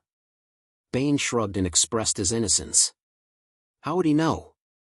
After all, the person who taught Jilin how to open the door was now lying on the stone floor.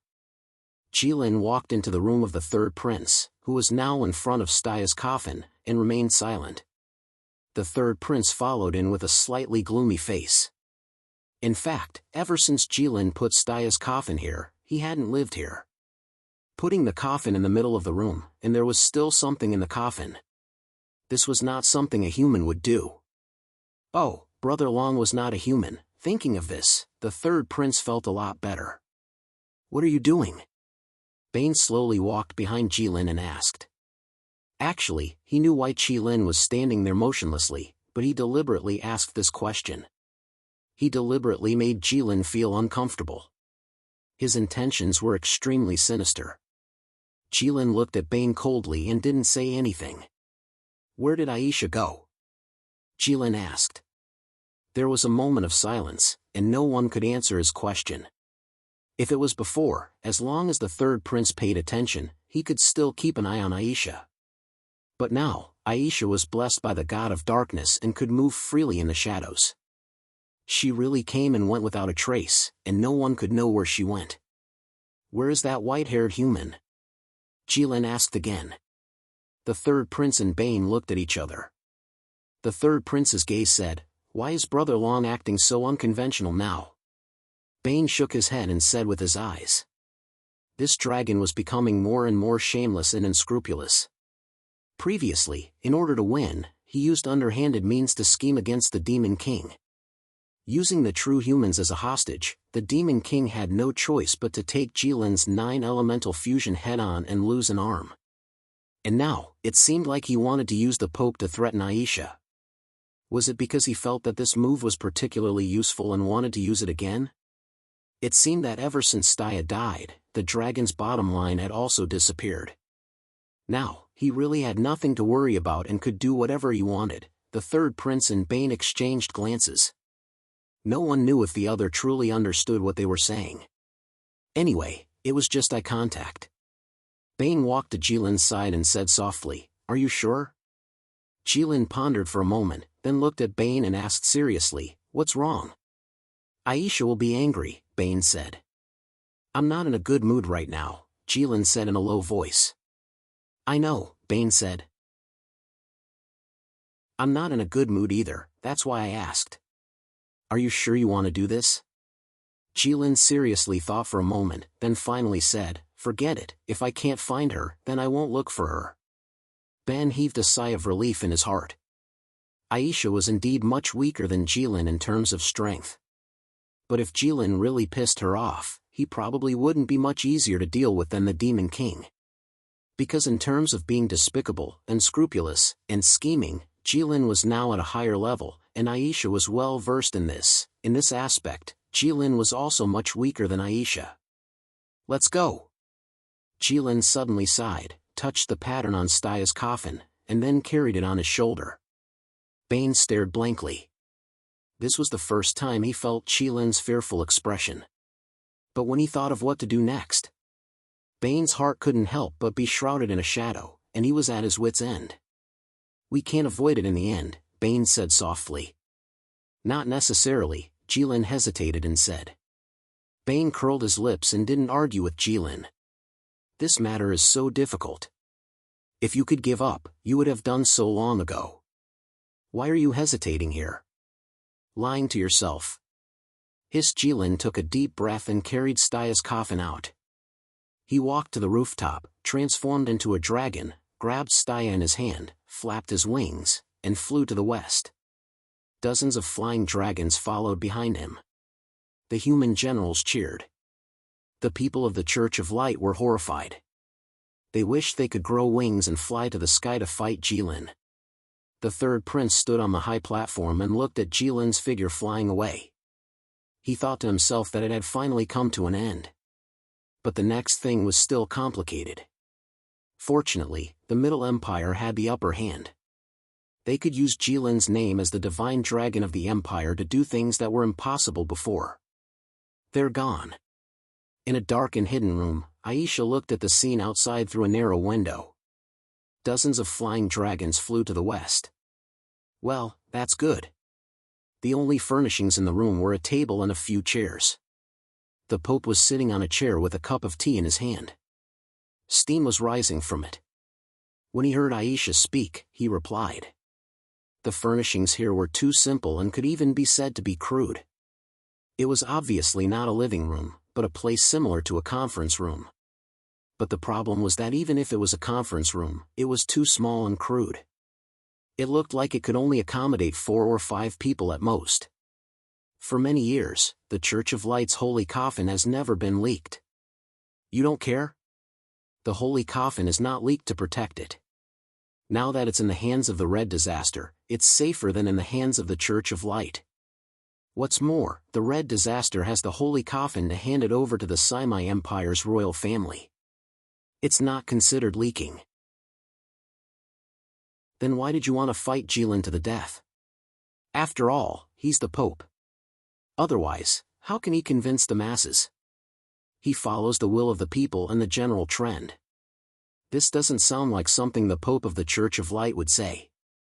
It's more like a secular emperor. The Pope and the Emperor are more or less the same. Shouldn't the Pope look at the will of the God of Light? When did you start looking at the will of the people? Since I didn't believe in God. Aisha was silent for a moment, then said, "When did you betray your faith?" The Pope picked up the teacup and took a sip. "It's been a long time. Ever since the first time I sincerely prayed to God but couldn't fulfill it, I stopped believing in God. Even if there really is a God in this world, he's an unreliable guy. Look at the fate of the people of this world, the ups and downs, the failure of one's efforts or the survival of a desperate situation are all common. If these fates were arranged by God, then God's temperament would be so unpredictable and capricious. Is such a creature worthy of belief? What did you pray to God?" Aisha asked. Aisha's key points were always so unique. The Pope was so stunned that he couldn't answer for a moment.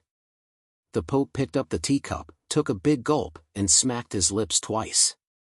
"What was it again?" The Pope frowned. "It's been too long, I really can't remember, ha." Aisha sneered. She always thought that this sentence was very reasonable. What you won't forget, you will never forget, and what you will forget is useless. Since the Pope had forgotten, it meant that it wasn't something important. Betraying one's faith for such a small matter. The Church of Light's destiny to let such a person become the Pope could be considered to have come to an end. The Pope looked at Aisha's back, his eyes flashing with a complicated light. He picked up the rest of the tea and drank it in one gulp. With a gulp, his Adam's apple moved, and he swallowed the tea in the words that were about to come out of his mouth. Something that could make one of the candidates for the Pope of the Church of Light give up his firm belief. Of course, it wouldn't be a trivial matter. Not only did he not forget, it was engraved in his heart. It was just that in front of this beautiful black figure, it was hard to say. Although the two of them were over 200 years old.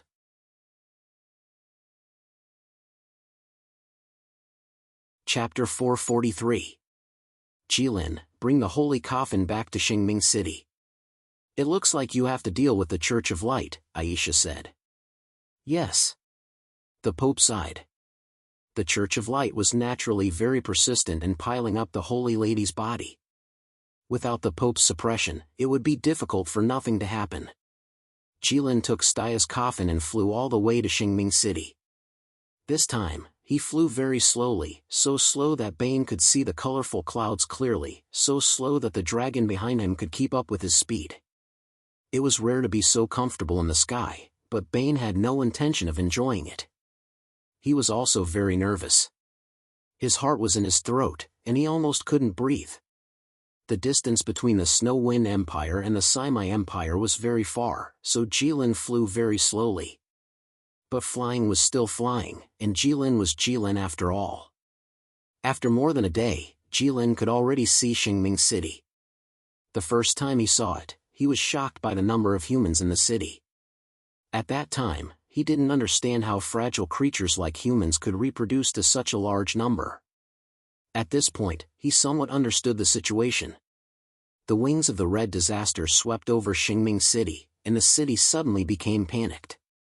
Violent and ear-piercing alarms rang throughout Xingming City, and the humans on the streets only felt a hurricane blow past. The stalls on the streets were scattered in the wind, and the merchants hurriedly bent down to help them. The kite in the child's hand broke, and the pinwheel fell. The veil on the beautiful woman's face was lifted by the wind, but it didn't surprise the passers-by. Because along with the hurricane came a shadow. It instantly covered the sun, but it disappeared in a flash. People looked up, and then their expressions changed drastically.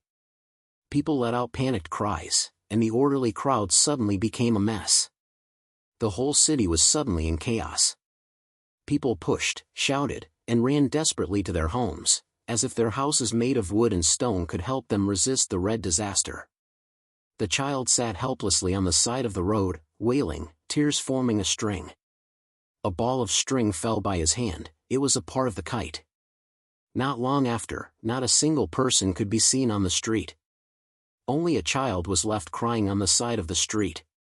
In the suddenly quiet environment, his cries were particularly loud. Dong! Dong! Dong! A heavy drumbeat sounded on the street for no reason. The child was crying so hard that he forgot himself.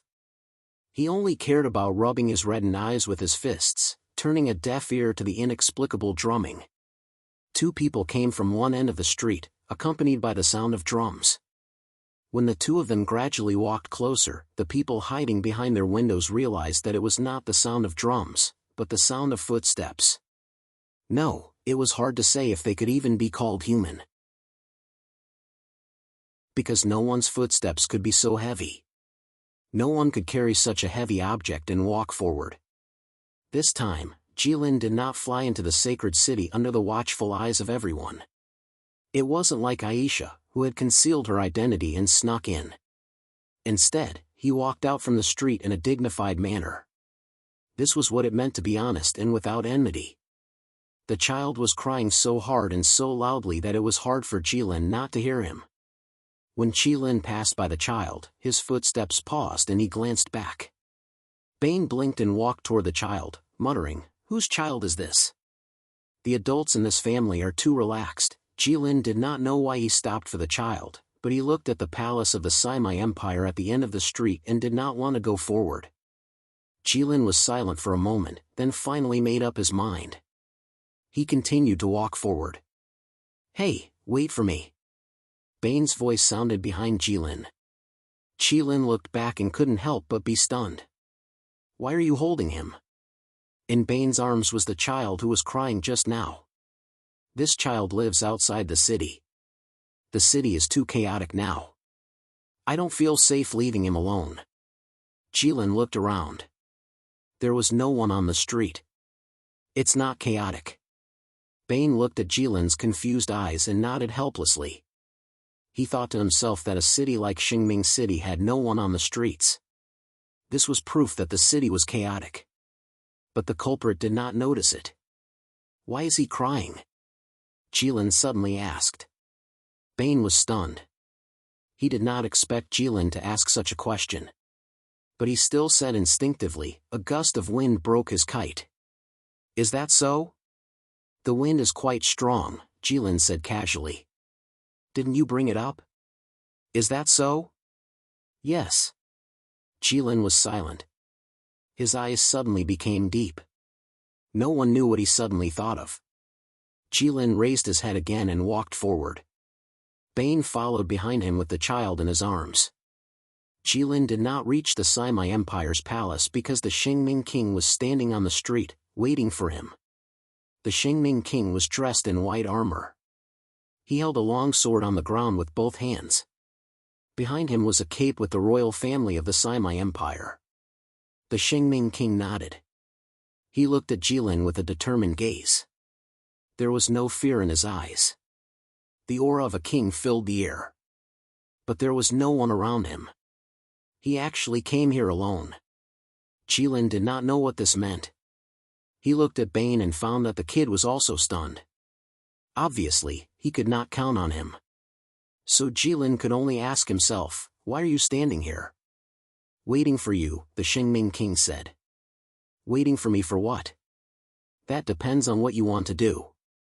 "What can you do if I want to do?" The Xingming king was silent. He could not do anything. "You're here to be my enemy," Jilin said with certainty. "Yes." The Xingming king clearly had no intention of backing down. "Then why didn't you bring your soldiers? Why aren't they in your palace? Why didn't you activate the array?" Jilin asked. The last time he came to Xingming City, the methods of the humans were still fresh in his memory. "Because it's useless," the Xingming king said. He remembered the last time the Red Disaster came to Xingming City. He remembered it more clearly than Jilin. Soldiers, palaces, and the Xingming array. These were just decorations in front of the Red Disaster.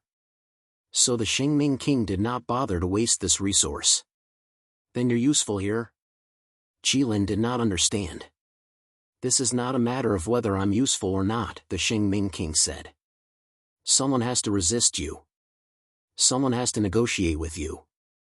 In this city, I'm the only candidate. Jilin looked at the Xingming king.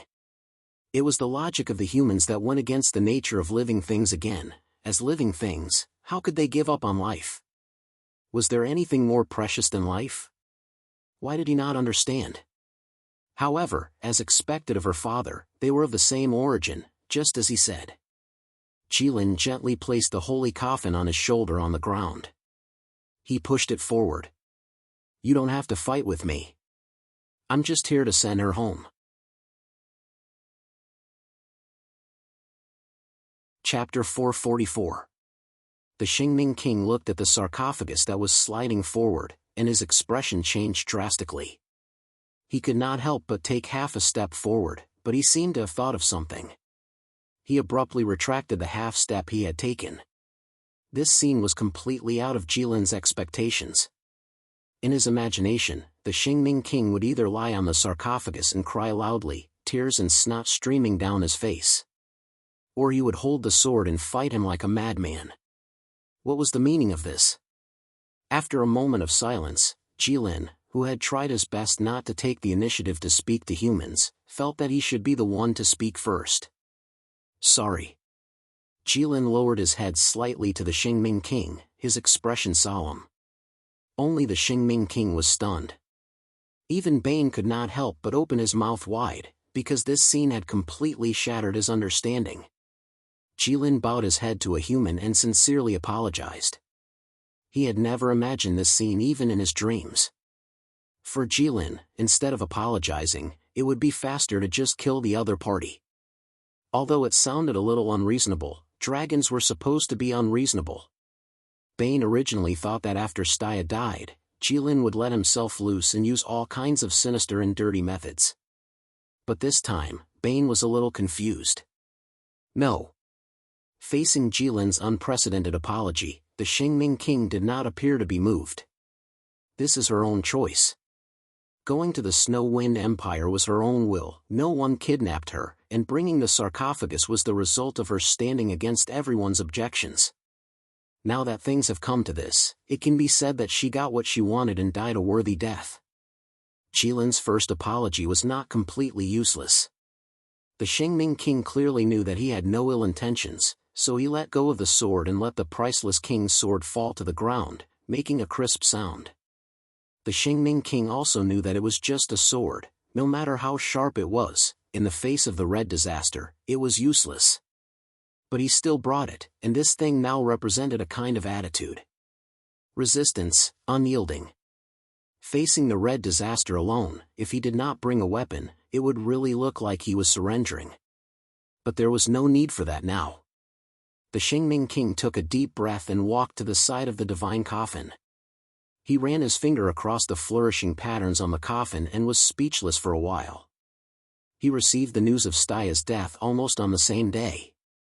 As the retired emperor of the Saimai Empire, it was impossible for him to let go of everything. For something like the war between the human race and the true human race, he had to know what was going on. It was not difficult for him. In fact, it would be more difficult for him to not want to know. It had been a few days since the incident, and the queen was still crying. He also felt as if a knife was being twisted in his heart. Not only was Staya the pride of the empire, but she was also his favorite eldest daughter, the Holy Queen. Even if they were the children of an ordinary family, once something happened to them, which parent wouldn't feel as if the sky had collapsed? The fact that the Xingming king was able to control himself in front of his daughter's coffin was the result of his many years of experience as an emperor.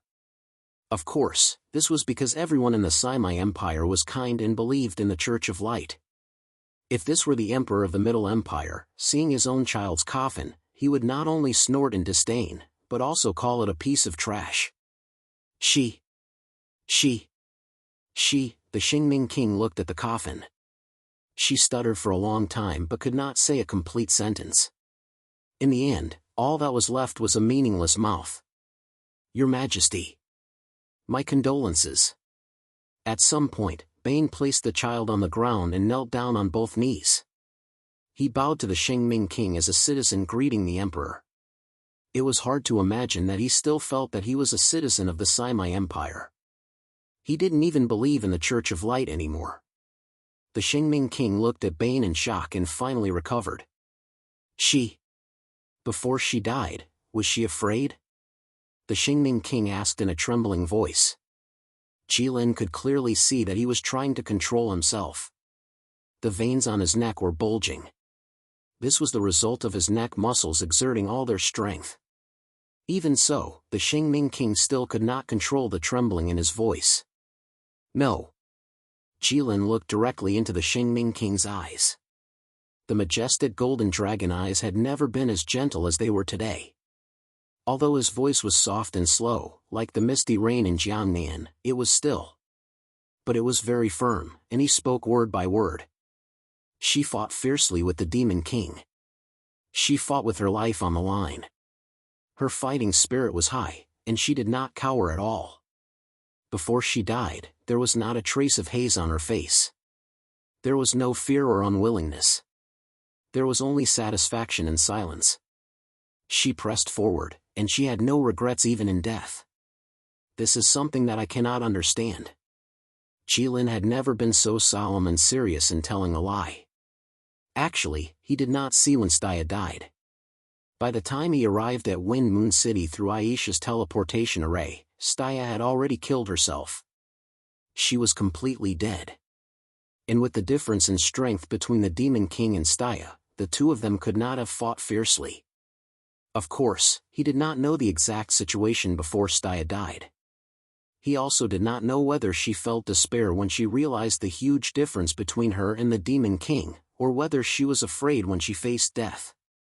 Jilin felt that she probably was not, because it was Staya after all. But this was Jilin's guess, and he had no way of knowing the truth. So this was a lie he told. Not like before.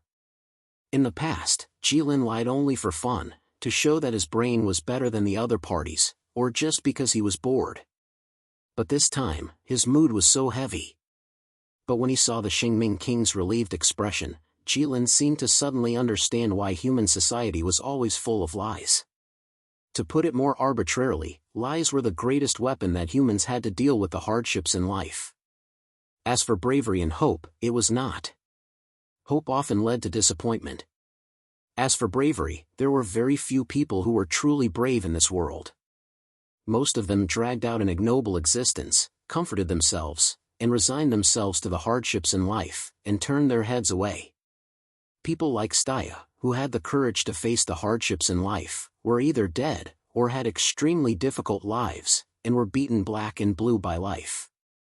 The people who had truly defeated the hardships in the entire human race, in the last 5,000 years, could only be counted as one. You wrote their names on a piece of paper with 1,000 squares. Write one word per square, and it was not empty. You could not write 3 words. Compared to the huge number of humans, these people could truly be called as rare as phoenix feathers and unicorn horns, a drop in the ocean.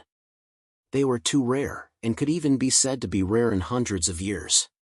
Humans were intelligent creatures. Most of them wouldn't bet their lives on such a slim chance of success. So they chose a more relaxed way of life. Lying. But he did not expect that one day, he, Jilin, would also fall to such a state. Bane was still kneeling on the ground. He did not speak, did not raise his head, and did not have any disdain for Jilin on his face. He felt that Jilin's excuse was the best way to deal with it. If it were him, he would probably do the same. This was something that could not be helped. If reality was too cruel, then use a lie to cover it up. The lie itself was always beautiful and gentle, in a sense. Humans were very familiar with this, but Jilin's was a little stiff. She is glorious. Jilin walked to the Shengming King's side, leaned over, and said softly. It was indeed stiff.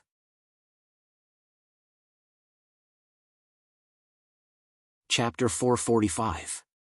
Jilin's words of comfort to the Shengming monarch did not reach Bane. Even the silly child standing next to Bane felt awkward. People had also died in his village, but he had never seen anyone comfort others like this. Fortunately, to the king of Xingjing, Jilin's words were nothing. The king of Xingjing looked at Staya's coffin, his fingers gently brushing across it. He could not stop trembling, and his eyes were filled with grief. The king of Xingjing took a deep breath and exhaled heavily. This breath was very heavy, as if he wanted to exhale all the stones in his chest. He was forcing himself to calm down. "How is the infernal king?" the king of Xingjing asked Jilin. That was the greatest enemy of the human race. If the infernal king did not die, the entire human race would face a catastrophe. As the king of an empire, the king of Xingjing was asking about the infernal king now. He had lost his cool. "He's dead," Jilin said. He wanted to tell another lie, to lie to the king of Xingjing and say that the infernal king was killed by Staya. But the problem was that this was too difficult. He and the infernal king fought from the Snow Wind Empire to the Endless Ocean, passing by 3 human empires. Many people had witnessed the battle. This lie was not easy to tell. The king of Xingjing was relieved. "You killed the infernal king? You avenged Staya?" "No." Jilin shook his head. "But you can say that." The king of Xingjing nodded. Since Jilin said so, he would naturally think so. As for the twists and turns of the story, he was too lazy to speculate. "Then, what are your plans from now on?" The king of Xingjing looked straight into Jilin's eyes. Since the infernal king, a catastrophe, had disappeared, then it was time to consider the red color, a disaster that could eliminate the catastrophe. Jilin knew what the king of Xingjing was worried about. "I'm severely injured, and I need to sleep for 100 or 200 years. Don't worry, I won't do anything rash." Bane was stunned, and suddenly turned to look at Jilin's back. Jilin was so severely injured? The battle with the Devil King? Didn't you use an extremely despicable method to obtain the absolute advantage? He fought with the Demon King and was injured. Although this was reasonable, Bane still found it hard to accept that Jilin was involved. As Jilin spoke, he pulled out the Holy Book of Light and handed it to King Xingming. "She lent it to me before. I'm returning it to you now," Jilin said. As soon as the sagely king saw the sacred tome of light, his eyes became wet. But he didn't reach out to take it. "Did she lend this to you to fight the Demon King?" "Yes." "Is it useful?" "It's useful." "Didn't you say you were injured?" "Yes." "Why don't you use it to heal?" "There's no need for that."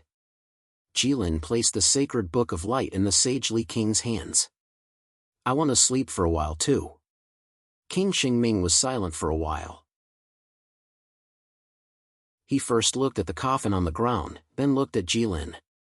He nodded heavily and said, "Okay." Jilin nodded and picked up Staya's coffin again. "I'll help you move her to the palace." King Xingming was stunned. "The palace?" "Yes." King Xingming hurriedly said, "I'll get someone to move it later." He wasn't like the third prince, who felt that it was inappropriate to put a coffin in the place where they lived. Even if it was inappropriate, this was his own daughter. No matter how inappropriate it was still okay. He was mainly afraid that the queen wouldn't be able to take it if she suddenly saw it. Jilin shook his head. "Let me do it. Only I and Staya's family can touch this coffin now." King Xingming was stunned.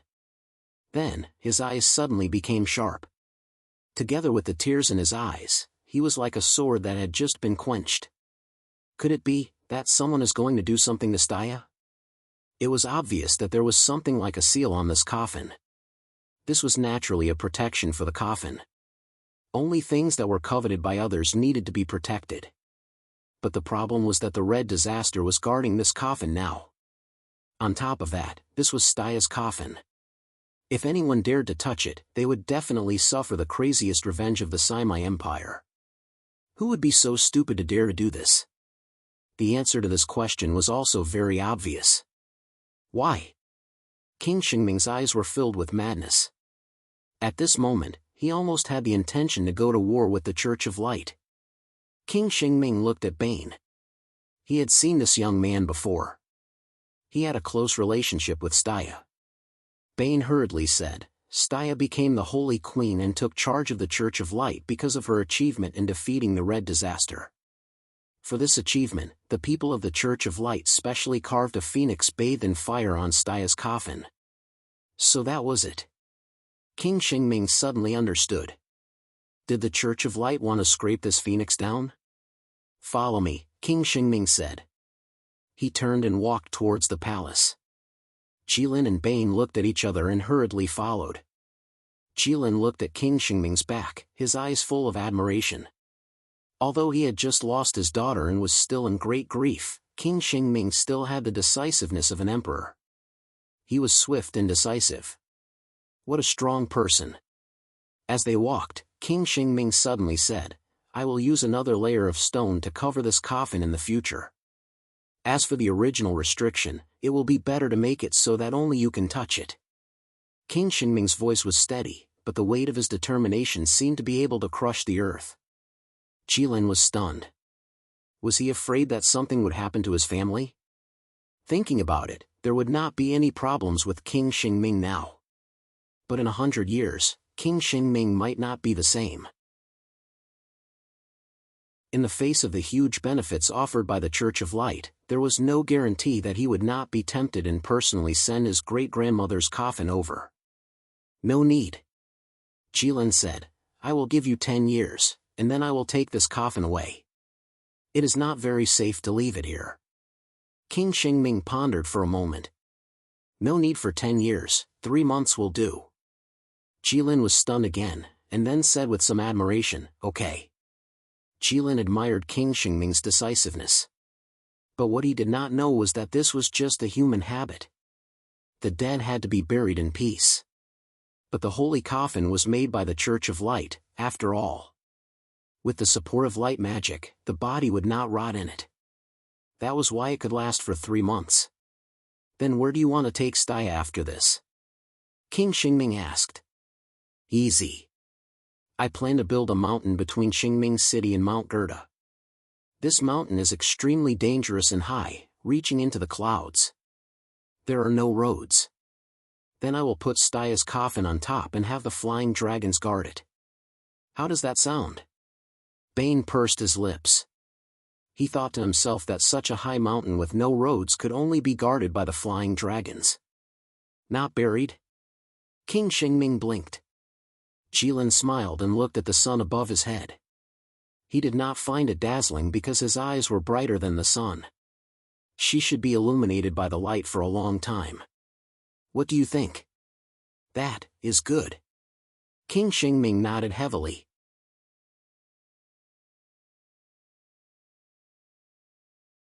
Chapter 446. Jilin followed the Xingming king into the palace of Xingming City. When the soldiers guarding the gate saw Jilin carrying a huge coffin, they were all dumbfounded, and the long spears in their hands trembled uncontrollably. The soldiers guarding the palace were all the best of the best in the Saimai Empire's army, and their loyalty to the Saimai Empire's royal family was unquestionable. They were all ruthless people who would betray the Church of Light for the royal family. Such people were rare in the Saimai Empire, and could even be said to be 1 in 1,000. But even these elite soldiers who had been selected from 1,000 couldn't help but feel fear at this moment. Because they recognized who Jilin was. At this time, it had been a few years since Jilin last came to Xingming City. A few years might be enough for humans to forget a lot of things, but a tragic event like the Red Disaster descending on Xingming City was definitely not included in that time. People's memories of it were engraved in their bones. In fact, the palace guards who had fought with Jilin back then were basically all dead. But there were always a few lucky ones who survived. The group of people who had experienced that battle and survived by luck had become veterans who abused their power. Their eyes were often filled with insufferably arrogance, and they were especially condescending. It was as if they hadn't escaped by luck from Jilin's hands, but had beaten up Jilin on the spot. It was rare to see such arrogant soldiers in the palace. So it was inevitable that there would be some curious recruits who would ask these veterans about it.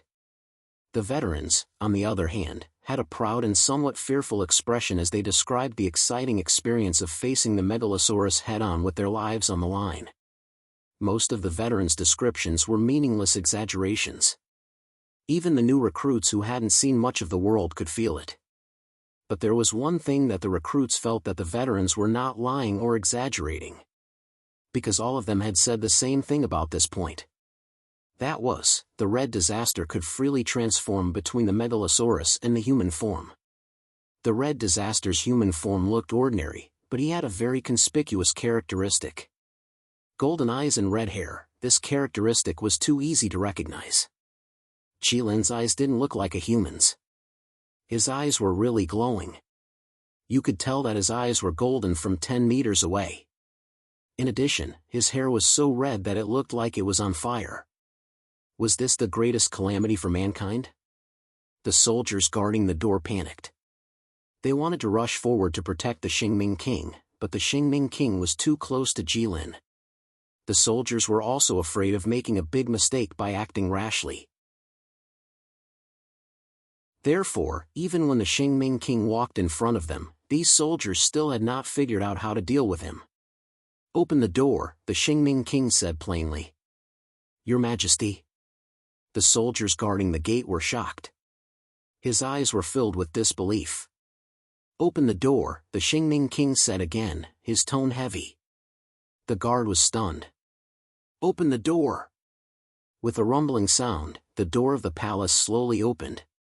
Jilin walked into the palace, the sound of his footsteps could be heard. He carefully observed the palace that was filled with white. Everywhere was white. White stones. The flat ground was polished like a mirror, so shiny that it could reflect one's reflection. Jilin lowered his head and looked down. He could clearly see his face on the ground. No wonder the women in the palace had to wear floor-length dresses. Otherwise, wouldn't they be seen clearly? "This way." The Xingming King walked up the stairs and looked back at Jilin.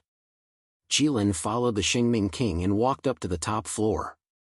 As the Xingming King casually pulled open an ordinary door, Jilin was completely stunned. It was a white, clean, and bright room.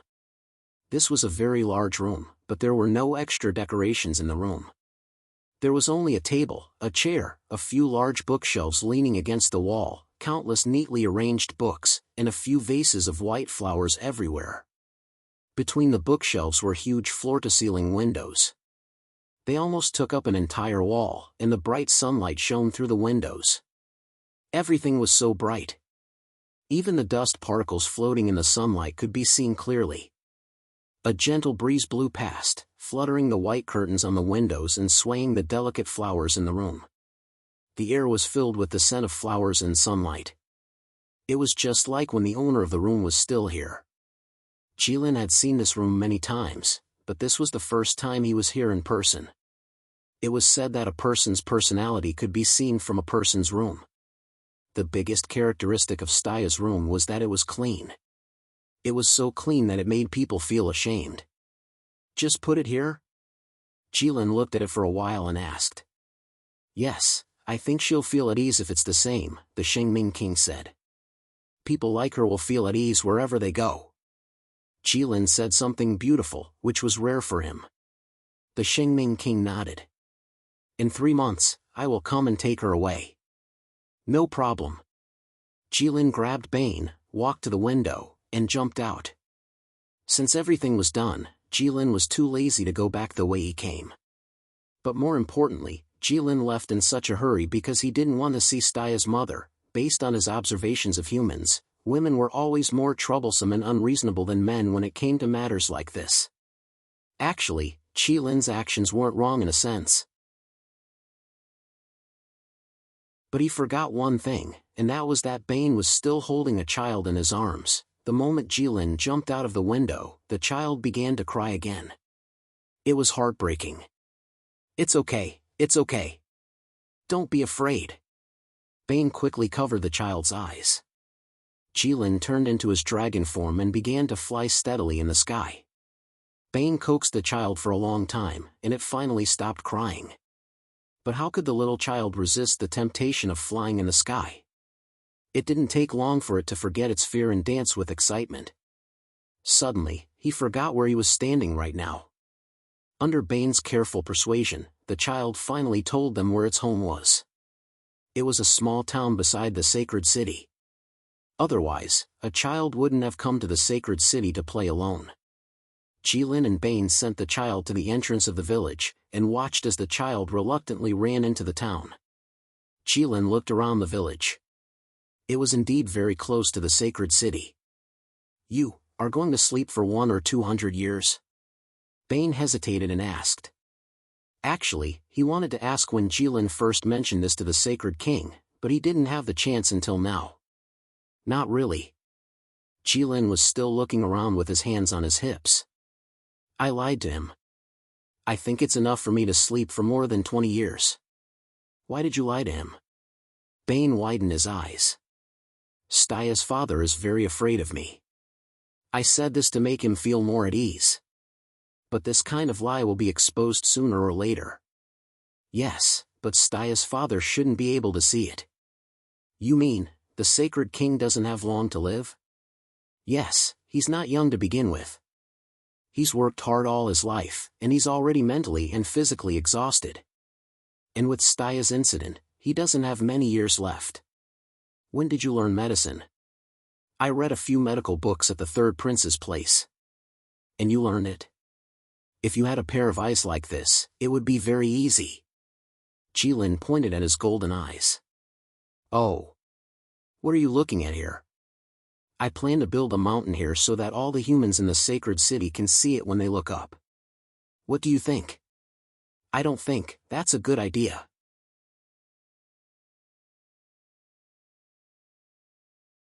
Chapter 447. Not so good? Jilin was stunned. Bane thought to himself, of course it's not so good. It's the mountain you're going to build, reaching into the clouds. By then, the entire sacred city will be under the shadow of that mountain. Everyone in the sacred city will be able to see Staya's tomb when they look up, not to mention the fact that the people in the sacred city don't care about the lighting. He felt that even Staya wouldn't want her tomb to be worshipped by the entire city, right? But unfortunately, what he thought was not worth mentioning in Jilin's eyes. He asked him this question purely out of habit. In Jilin's mind, Staya was open and aboveboard when she was alive, so she should be covered in light after she died. Being buried in the ground after she died, surrounded by darkness. This didn't fit Staya's identity as the saintess of the light. He had to build a mountain that rose from the ground and reached into the clouds. It was extremely dangerous.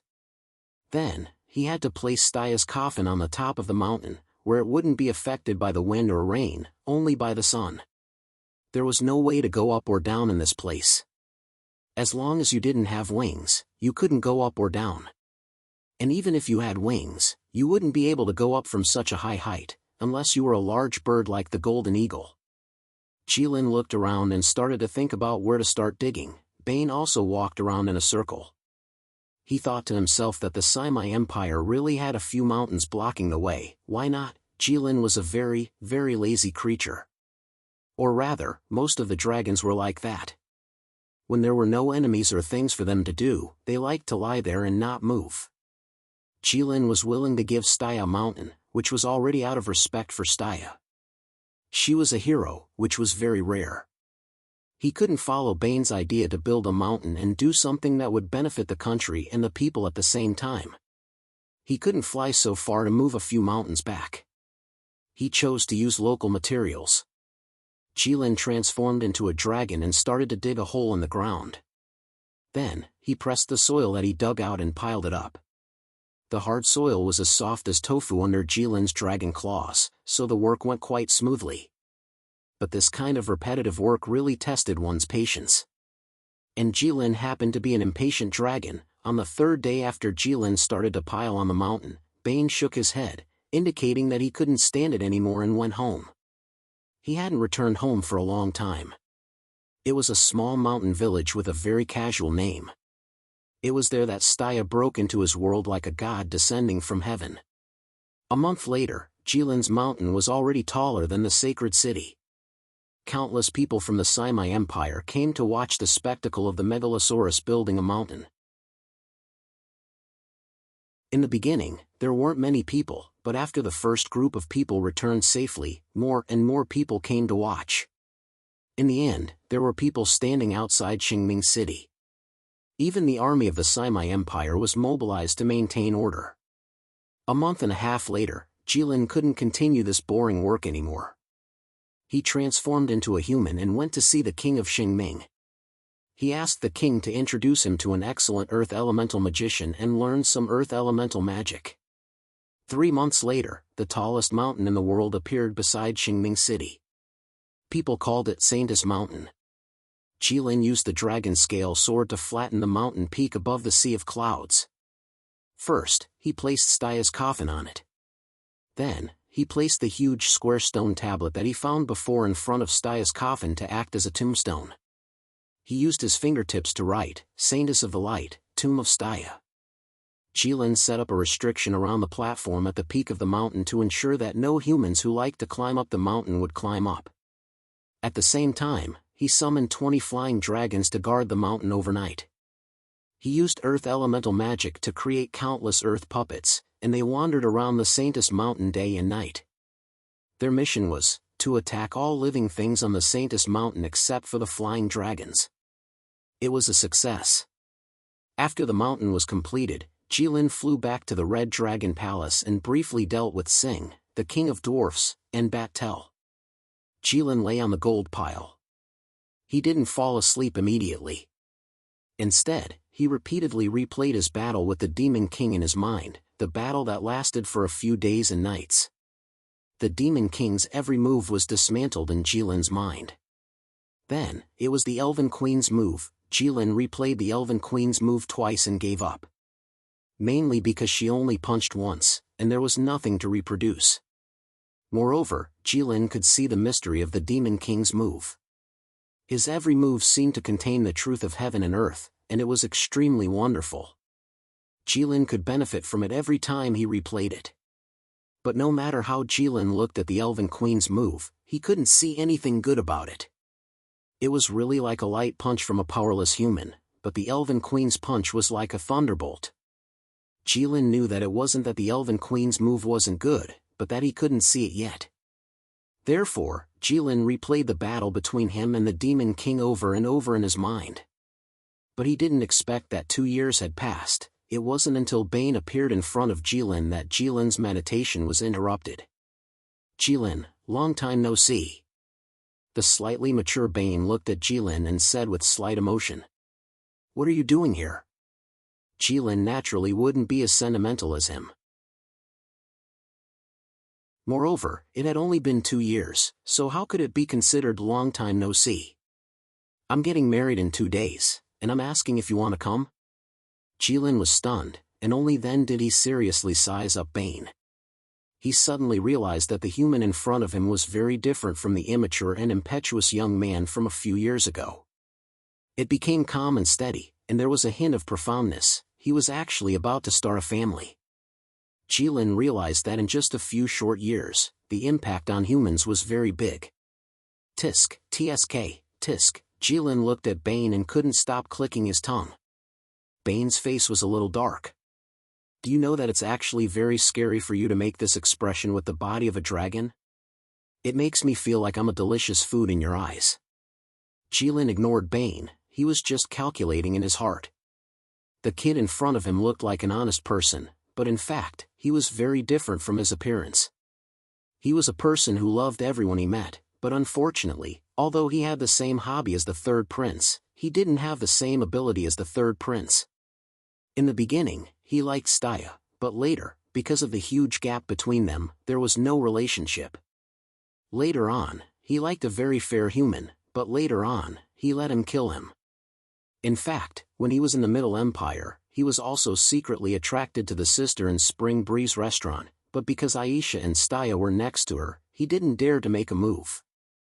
He just didn't know what kind of woman she was now. Jilin picked up a gold coin from the pile under him and handed it to Bane. "Accept it, this is the blessing of the dragon race." I wish you a happy marriage, and a harmonious relationship between husband and wife forever, although in my impression, the probability of this is extremely small. But I still wish you the same. Jilin spoke while nodding. Bane hurriedly took it. This was gold from Jilin, it was too rare. But after hearing Jilin's words, Bane's face became a little ugly. Was this good or bad? In the end, Jilin went to Bane's wedding. Not only did he go, but Sing and the Dwarf King also went. Sing's cool appearance with a lion head and a human body scared the villagers at first. As for Bane's bride, she was just an ordinary girl who lived next door to Bane's house. She was delicate and pretty, but not very good-looking. She was far worse than the woman Bane liked before. But this was just Jilin's thought. In fact, the so-called childhood sweetheart was just like that. It was also an excellent fate. When it came to matters of the heart, it was not something that could be compared. Jilin would really never understand this kind of thing. Jilin went back to the Red Dragon Palace and started to sleep for real. 3 years later, Aisha returned to the Red Dragon Palace. Jilin didn't notice and didn't ask. Because he was sleeping. 20 years later, Jilin, lying on the gold, slowly opened his golden eyes. At the same time, in the palace of the Middle Empire, a woman in a yellow dress was walking angrily toward the Taiji Palace. The guards in charge of guarding the palace could only blink and pretend they didn't see her when they saw her going straight to the main hall of the palace. Because this girl was the first princess of the Middle Empire, Li Wuyo.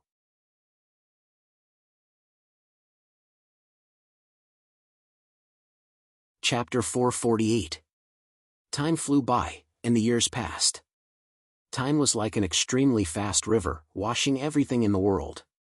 It flowed gently, and inconspicuously.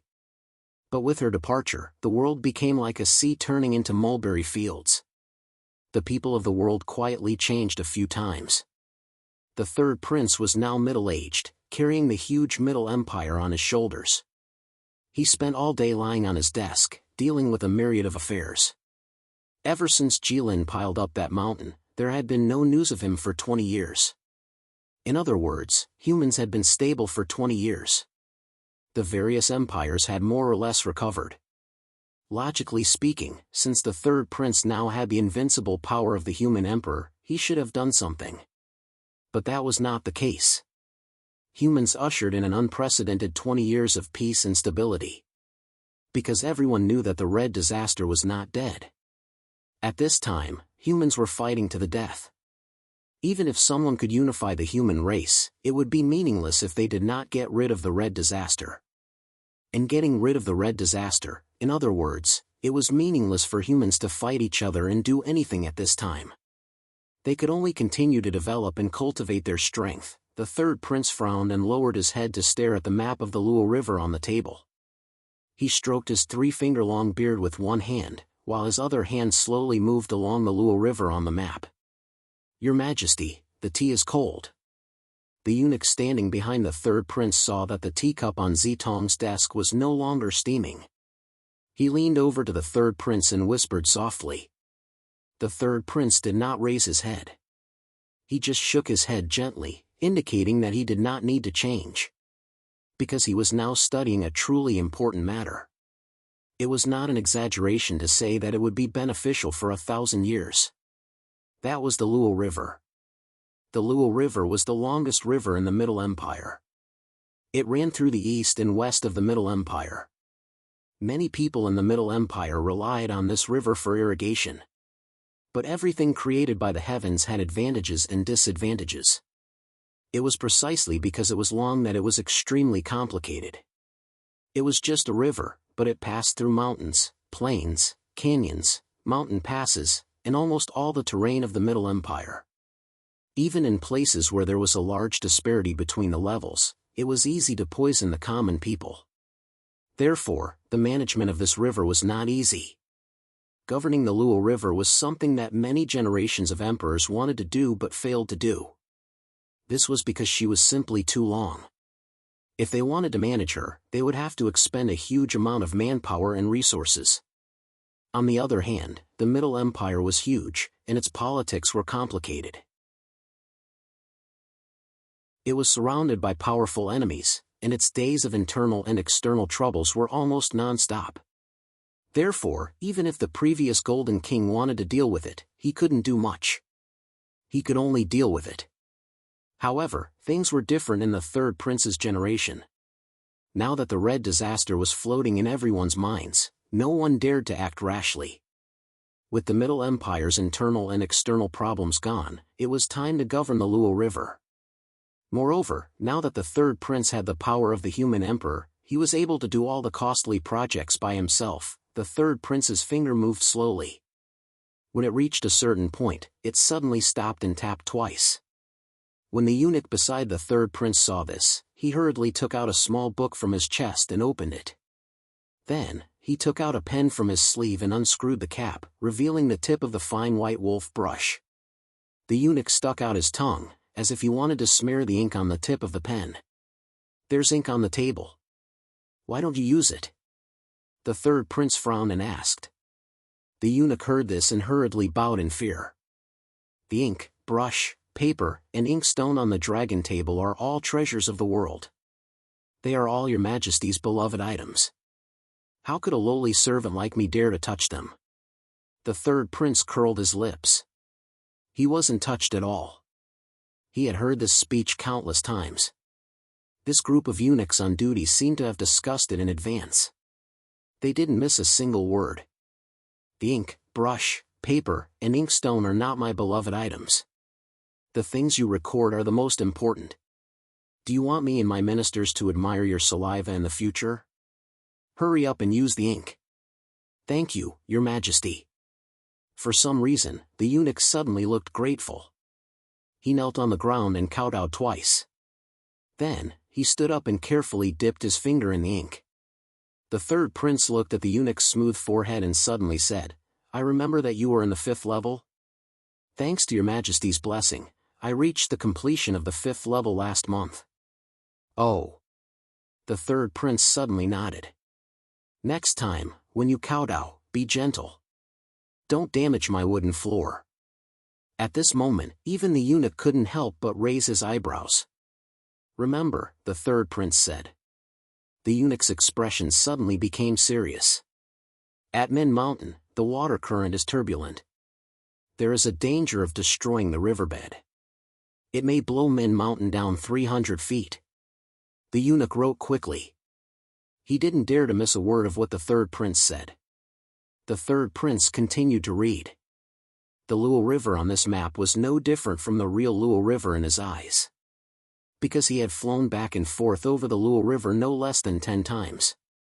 On the Red Horse Plain, the riverbed is too low. The water surface is wide and scattered. The riverbed can be shaved by 3 to 5 feet. The third prince read with all his attention. Suddenly, there was a noise outside the room. "Who is it? What is it?" The third prince didn't even raise his head. A voice suddenly sounded in the shadows of the room. "Your Majesty, the princess asks for an audience." "Woolio?" The third prince was surprised. He thought for a while and said, "No, say that I am not here." Bang! With a loud sound, the door of the study was kicked open. The third prince blinked and looked at the young girl at the door. He thought that the sky was really turned upside down. Back then, he was so powerful and was called the most rebellious prince in the Middle Empire for 1,000 years. However, he didn't dare to kick open the door of the study. This kick made it seem like a rebel army had broken into the palace. The third prince shouted angrily, "What a scandal!" The third prince planned to teach his disobedient daughter a lesson today. However, he didn't expect that he would be interrupted just as he started. "Imperial father, you are too much. She came all the way here to find you and you are pretending that you are not here? I'm going to report you to His Majesty." Li Wuyu was about to leave after he finished speaking. "Stop." The third prince was terrified. "Let's not talk about your imperial uncle. Your grandfather is so old, how can you trouble him? Aren't you at your imperial uncle's Sword Mountain? Why did you come back today?" Did you make your imperial uncle unhappy? No. Li Wuliu pouted exaggeratedly and grabbed the third prince's sleeve and shook it vigorously. This trick of a daughter acting coquettishly to her father was universal, no matter if it was a noble family or a commoner family. The third prince was like all fathers. He felt a headache coming. What, did you get into trouble on your imperial uncle's mountain? No. Li Wuliu shouted. What trouble can I cause on imperial uncle's mountain? The third prince thought about it and felt that it was true. There was nothing on the Sword Saint's mountain except for swords. Moreover, his disciples were all at a high level. Li Wuliu couldn't hurt anyone. She really couldn't cause any trouble. Then why did you come down from the Sword Mountain? Li Wuliu jumped twice on the spot. It was too boring on the mountain. Okay. The third prince raised his hand. He really didn't know what to do. Then it seems that you came to find Imperial Father for a reason. Tell me, what is it? The third prince didn't say anything. He wanted her to leave as soon as possible so that she wouldn't disturb his work. However, when he thought about his daughter's personality, he decided not to say anything. Hey. Li Wuliu smiled innocently and approached the third prince. She lowered her voice and said, Imperial Father, I heard that our Middle Empire has a divine guardian beast, Clang.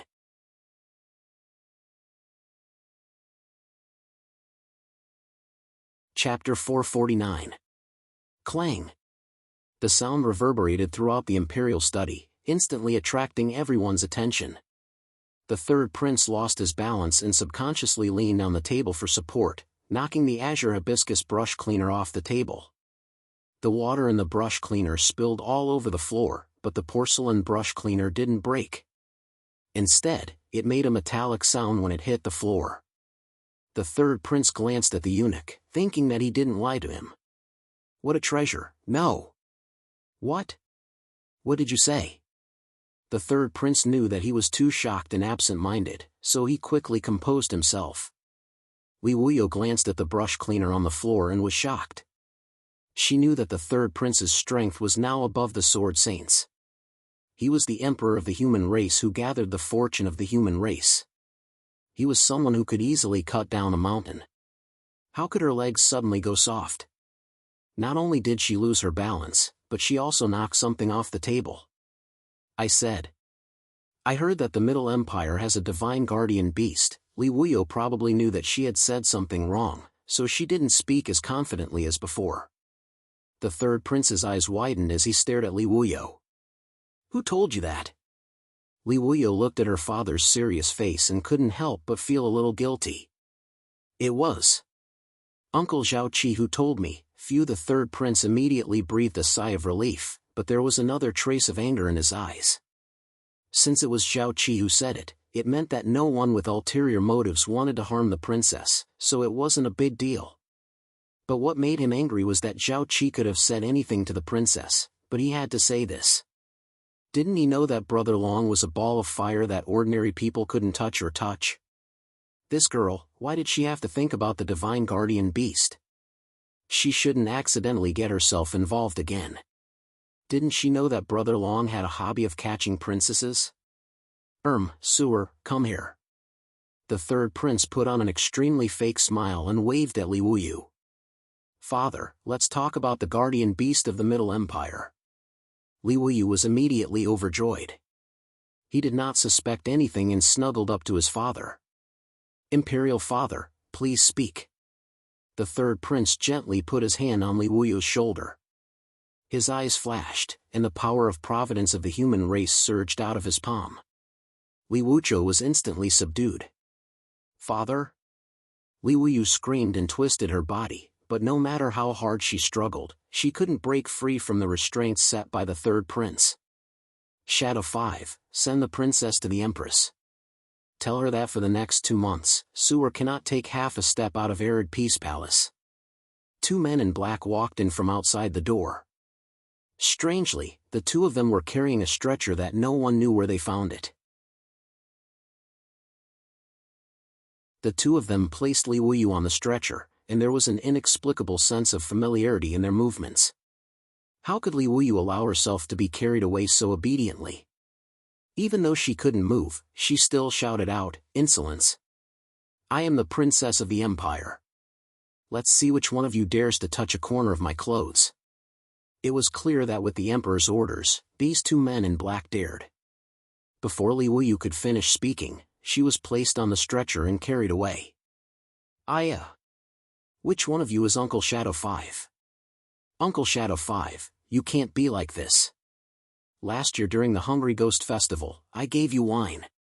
She was indeed worthy of being the princess of the empire who had learned from Sword Saint. She was well versed in the ways of the pugilistic world and knew that a wise man knew when to retreat and when to stand tall. Seeing that the hard way didn't work, she decisively used the soft way. With this decisiveness and shamelessness, if she were placed in the pugilistic world, she would likely be a demoness capable of great deeds. Sure enough, one of the two men in black paused. It was clearly Shadow 5. "Go!" the third prince shouted. Shadow 5's footsteps returned to normal and he walked out. "Father!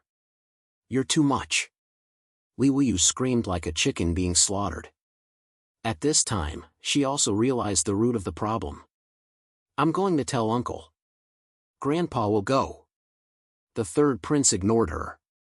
"If your uncle knows that you're going to play with Brother Long, you'll be in trouble." "Father! I'm not going. I'm not going to watch the mythological beasts anymore." "Humph!" the third prince coldly snorted. How could he fall for this kind of trick? Although Li Wuyu was known as a little devil in the Middle Empire, she was still young and inexperienced. "Father! I have a record of all the women you provoked back then. I'm going to tell Mother." "Stop!" The third prince was shocked. The third prince hurried to his daughter's side and looked down at her. "You are lying to me?" "Humph!" This time it was Li Wuyu's turn to snort coldly. "Impossible." The third prince believed that he saw through Li Wuyu's disguise and said with certainty, "You weren't even born back then. Where did you get the record?" "Ha!" Li Wuyu sneered. "There's a saying in the martial arts world that describes father. Although he's no longer in the martial arts world, the martial arts world is still full of legends about him. Those rumors about father when he was young are still widely spread in the capital. After sorting them out, one book is not enough. Rumors. You have no evidence. How can you slander father?" The third prince said angrily. "Why do you need evidence for this kind of thing?" Li Wuyu glanced at the third prince with eyes full of pride. The third prince's face was black as charcoal. How can a member of the royal family say such baseless accusation? "Humph, our ancestors used this kind of trick many times." Li Wuyu was now holding the third prince's Achilles heel and was not afraid at all. Besides, how can this be considered slandering father?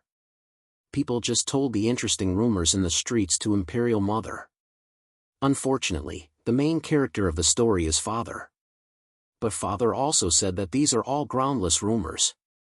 Since that's the case, as long as father has a clear conscience, why should he be afraid of other people's rumors? The third prince was speechless. Of course, he was not afraid if he had a clear conscience, but what if he had a guilty conscience? If the third prince's romantic affairs were really sorted out, it would be more than 1 or 2 books. And he looked at them in the shadows and laughed. He thought that the third prince lived a wanton life. How many people advised him not to listen? Now, he finally got his retribution, right? The third prince's face turned red and green. Finally, he slammed the table and said, "Call Wuyo here." "Why do you call Wuyo?" A gentle female voice came from outside the door. The third prince's body suddenly stiffened. Wuyo's homework today is not over yet. Look, his sister is not in a hurry. Accompanied by a pleasant voice, a dignified woman walked in from outside the door. She was wearing a red phoenix robe. She was the Empress of the Middle Empire, Xueqing. "Greetings, Your Majesty." The Shadow Guard and the eunuchs all knelt down and saluted. "Rise." The Empress raised her hand slightly and then asked casually, "I heard that Wuyo is back." "Where is he, then?" She saw Li Wuyo lying on the stretcher. Li Wuyo grinned widely at Xueqing, showing his teeth and showing an extremely innocent smile. He called out sweetly, "Imperial Mother." There was no trace of the arrogance and rudeness that she had when talking to the third prince. The third prince wailed in his heart. "It's over."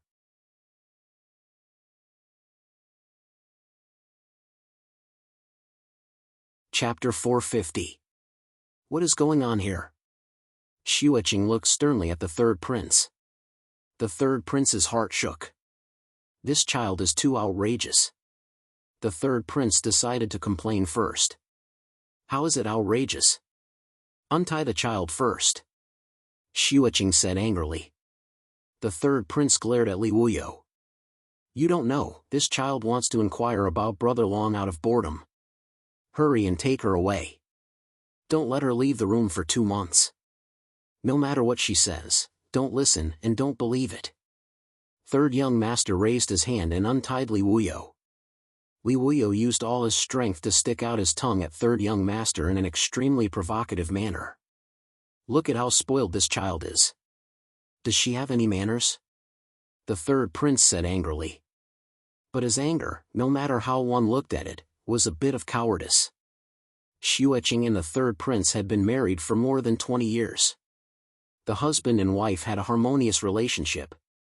She naturally knew the third prince's actions like the back of her hand. She could see the abnormality of the third prince at a glance. She felt it was strange, but there were so many people here that it was not good for her to ask. She could only secretly glare coldly at the third prince. The meaning was clear. "Don't blame everything on me. Who was the one who said that Wuyo was the future emperor and needed to be properly disciplined and that there was no need for Wuyo? I let a girl play around all day. Now that she has become so wild, it is my fault? Ahem. We still have important military matters to consider. Quickly take sewer and withdraw." The third prince understood Xueqing's meaning and shrunk his neck. He knew that he was in the wrong. He gave a dry cough and avoided the topic. The empress snorted softly but still elegantly bowed. She said, "This concubine bids farewell." Then she left with Li Wuyo.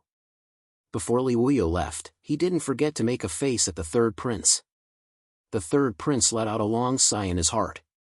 It turned out that having a large number of children in the royal family was not without its benefits. In my generation, I have dozens of brothers and sisters. Who would dare to be as arrogant as imperial father? Of course, other than himself. However, at that time, it was because he did not want to be the emperor. There was another more important reason, and that was because his uncle was the sword saint. With this layer of relationship, who would dare to not give in to him? Including his father, the emperor. But he didn't expect that Li Wuyo's granduncle was also a sword saint. Now, it was his turn to give in. Ever since Li Wuyo and Li Wuyo were born, the sword saint had been treating him with disdain. It seemed that the saying in the Middle Empire was not without reason. "Your Majesty, Crown Prince Li Wuyo requests an audience." The third prince was immersed in his own complaints when he suddenly heard the eunuch beside him say this. "Wuyo? His morning class is over?" The third prince was surprised. "Let him in." "Yes." After the eunuch left for a while, a young man wearing a golden robe walked in. This young man's face was 90% similar to the third prince's. At first glance, if it wasn't for the fact that the third prince's face had more vicissitudes of life, most people would probably think that they were the same person. But other than his face, this young man did not resemble the third prince in the slightest. The third prince was young and dissolute. He lived in the red light district for a long time and had a ruffian aura about him. When he stood there, no matter how straight he stood, he would still feel loose and casual. But this Li Wuyo was different. Wherever he stood, he was like a statue that was erected there. His eyes were straight, his back was straight, and his every movement was in accordance with etiquette. It was no exaggeration to say that even his every step was the same size. Li Wuyo was quiet since he was young and did not like to play with his younger sister. He would often flip through an obscure scroll and read it for an entire day. In terms of reading, Li Wuyo could be called a genius. He was familiar with all kinds of books in the Middle Empire since he was young. Even Ouyang Ju, who was over 100 years old, had praised him as a teachable child. Moreover, this person was mature despite his young age. He was praised by the entire Middle Empire for his way of dealing with people. Serious, honest, and methodical. Looking at this kind of child, the third prince was a bit worried. He was afraid that this child would bear the burden of inheriting the Middle Empire from a young age and become a fool when he grew up. But other than the third prince, everyone in the court unanimously believed that Li Wuyo was the hope of the empire. He would definitely be the future emperor. As for the current emperor, it would be great if he could step down early and allow the crown prince to achieve great things. The rumors were said to have come from the mouth of the current emperor emeritus, Li Zheng. This son greets imperial father. Li Wuyo's formal bow made the third prince feel as if he was holding a court meeting in Taiji Palace. Generally speaking, the crown prince did not need to bow so formally in private. Rise. What business do you have with imperial father? Imperial father, the minister of works, He Jihuan, is on the southwest river. This son has read it twice and feels that it is acceptable, so I specially asked imperial father to take a look. The southwest river. The third prince took the memorial from Li Wuyo and flipped through 2 pages. Since Li Wuyo said it was acceptable, then it was acceptable. In that case, let the memorial be approved and the Ministry of Revenue will allocate the funds. Yes, Your Majesty. The eunuch bowed. Is there anything else, Wuyo? I just heard that younger sister came to imperial father. She came to see you. Oh, Wuyo was taken away by your imperial mother. In that case, forgive this son for taking his leave. Wait. Imperial father? Wuyo, you are 20 this year, right? Imperial father, I am 22. Oh, it's time to get married. Li Wuyo's body trembled and he did not speak. As the saying goes, a country cannot be without a ruler for a day. The crown prince should also choose a crown princess as soon as possible. Do you have a woman you like? Imperial father will arrange it for you. It is up to imperial father to decide. Li Wuyo said without any emotion. The third prince was taken aback, and then a burst of anger rose in his heart. How can imperial father decide for you on this matter? This is a major event in your life. Li Wuyo blinked, not knowing why the third young master was so angry. The parent's order and the matchmaker's words are the rules that have been passed down for thousands of years. There is nothing wrong with it. How can it be wrong in imperial father's eyes? The third prince waved his hand. I don't care. Quickly mention someone to me today. Li Wuyo immediately lowered his head and pondered. He actually really thought about it. After a while, Li Wuyo opened his mouth and said, I heard that the crown prince of Snow Wind Empire has a daughter who is 18 years old. She is educated and reasonable, slender and elegant. She is a good match for son. Third young master's eyes narrowed into slits. You've seen the daughter of the Snow Wind Empire's crown prince? Li Wuyo shook his head. He had lived for more than 20 years and had never left the capital. How could he have seen her? Then how can you marry her? The third prince lowered his voice. Why not? Li Wuyo tilted his head and said. His eyes were filled with confusion.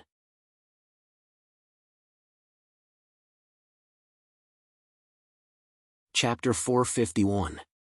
The third prince looked at Li Wuyo and opened his mouth, but no words came out. The third prince thought to himself, this is bad. Has he raised his son to be stupid? Even in his wildest dreams, he could not believe that his son would say something like that. After all, he was a ruthless man who loved beauties more than his empire. Moreover, Li Wuyo was the only prince in the Middle Empire, and he had no worries about the throne. No matter what kind of love he chose, the throne would be his in the end. According to the third prince's thoughts, this kid should be bolder. How could he say something like that? Was he going to throw away the happiness of the rest of his life for the sake of the empire? You have a good view of the big picture. The Middle Empire had a strong army, and the country was prosperous and the people were at peace. Wuyo, think about it again. The Iron Blood King's granddaughter is not someone to be trifled with. The third prince tried to persuade him. Li Wuyo bowed and said, Father, criticizing an unmarried woman is against the way of a gentleman. It is not in line with your status as the emperor. Ha! The third prince was amused. Aren't I doing this for your own good? Li Wuyo looked up at the third prince helplessly. What exactly is wrong with that? Please enlighten me, father. It is said that the Iron Blood King's granddaughter went hunting in the mountains when she was 13 and killed a bear with her bare hands. The third prince said fiercely. Li Wuyo looked at the third prince without any emotion in his eyes. Father, you are the emperor, and your words are the law. How can you say such nonsense? This is the information from the Shadow Guard. The third prince looked up at Li Wuyo. Li Wuyo was stunned and looked at Ing Yi. Ing Yi nodded slightly. Li Wuyo pondered for a moment. If that's the case, the Iron Blood King's granddaughter is indeed not a good match. The third prince finally breathed a sigh of relief. Then he heard Li Wuyo say, but the Xingming King's daughter is not good either. The third prince sucked in a breath of cold air. He thought to himself that his son was really ruthless. The King Xingming that Li Wuyo mentioned was not Stia's father, but the new King Xingming.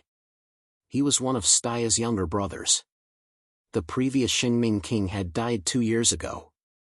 Li Wuyo was interested in Stia's niece. Why not the Xingming king's daughter? The third prince asked. The third prince was curious as to why his son would not like Stia's niece if he was interested in a 13-year-old girl who could kill a bear with her bare hands. That's because the people of the Saimai Empire have strong beliefs. It can even be said that everyone has beliefs. It was a far cry from the people of the Middle Empire. Therefore, although the people of the Saimai Empire were kind, it was impossible for them to ally with the United States. As the saying goes, there is no way to turn things around, and all men are at peace with each other on different paths. Therefore, the Saimai Empire shouldn't have too much contact with them. Tap, tap, tap. The third prince looked at Li Wuyo and didn't say anything. He just kept tapping the table with his finger. Father? Is there anything wrong with what I said? Li Wuyo asked. No.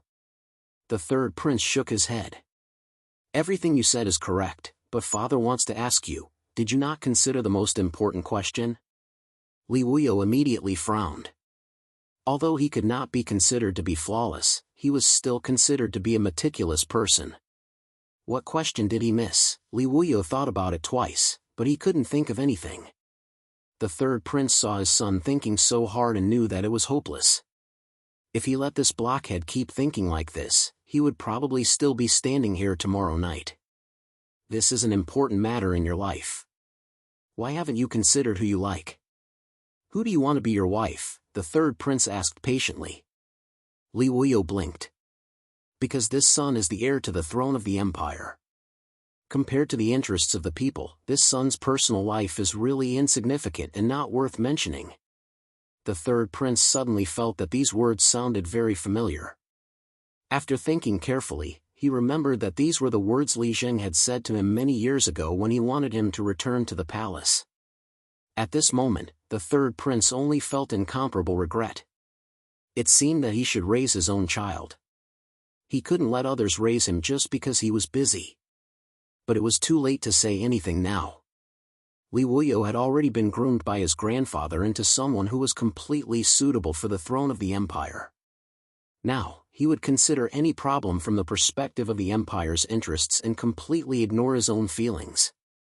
As the emperor of the empire, this was no problem. But as a person, this was a very big problem. In the eyes of the third prince, it was meaningless for Li Wuyo to live like this for the rest of his life. You really don't have any woman you like? The third prince asked, even if it's a maid who grew up with you? Father, what are you talking about? The third prince said disdainfully, a mere maid, how can, get out. The third prince waved his big sleeve and directly interrupted Li Wuyo's words. because he knew that this kid wouldn't have anything good to say next. The third prince knew his son's temperament. He knew that it wasn't that he looked down on maids. It was just that he felt that as the heir to the throne of the empire, marrying a maid wouldn't bring any benefits to the empire. It would be a waste of the important position of empress. This son will take his leave. Li Wuyo cleanly bowed and turned to leave. He also disagreed with some of his father's statements. It seemed that people who walked different paths could not make plans together. It seemed that this could also be used to describe this father and son. The third prince looked at Li Wuyo's departing figure and rubbed his temples with a headache. He sighed and turned to study the river diagram of the Luo River. This was also the reason why he couldn't change Li Wuyo's mind. Time passed and things changed. The third prince was no longer in the position to tell Li Wuyo that he should live freely in this world. At the same time, in the imperial garden of the Middle Empire's imperial harem, the spring water of the jade cleansing spring was still flowing. The mossy round stone that Bane stepped on to practice his sword was still standing in the spring water. The imperial garden was still filled with the fragrance of all kinds of exotic flowers. It was just that the people in charge of taking care of the garden had completely changed. As time passed, things remained the same but people changed. Indeed, the faces of the people were gone, but the peach blossoms were still smiling in the spring breeze. But young people full of vigor wouldn't have so many emotions when looking at these old sceneries. They would only feel that the sceneries here hadn't changed for many years and that it was gloomy.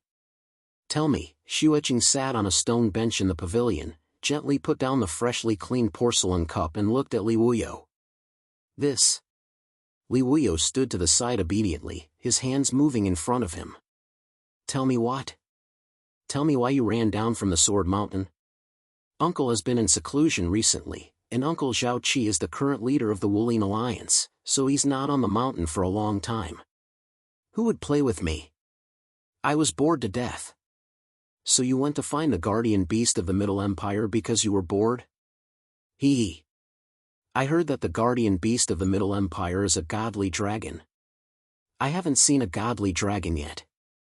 Mother, have you seen one? Me? Xueqing's eyes narrowed.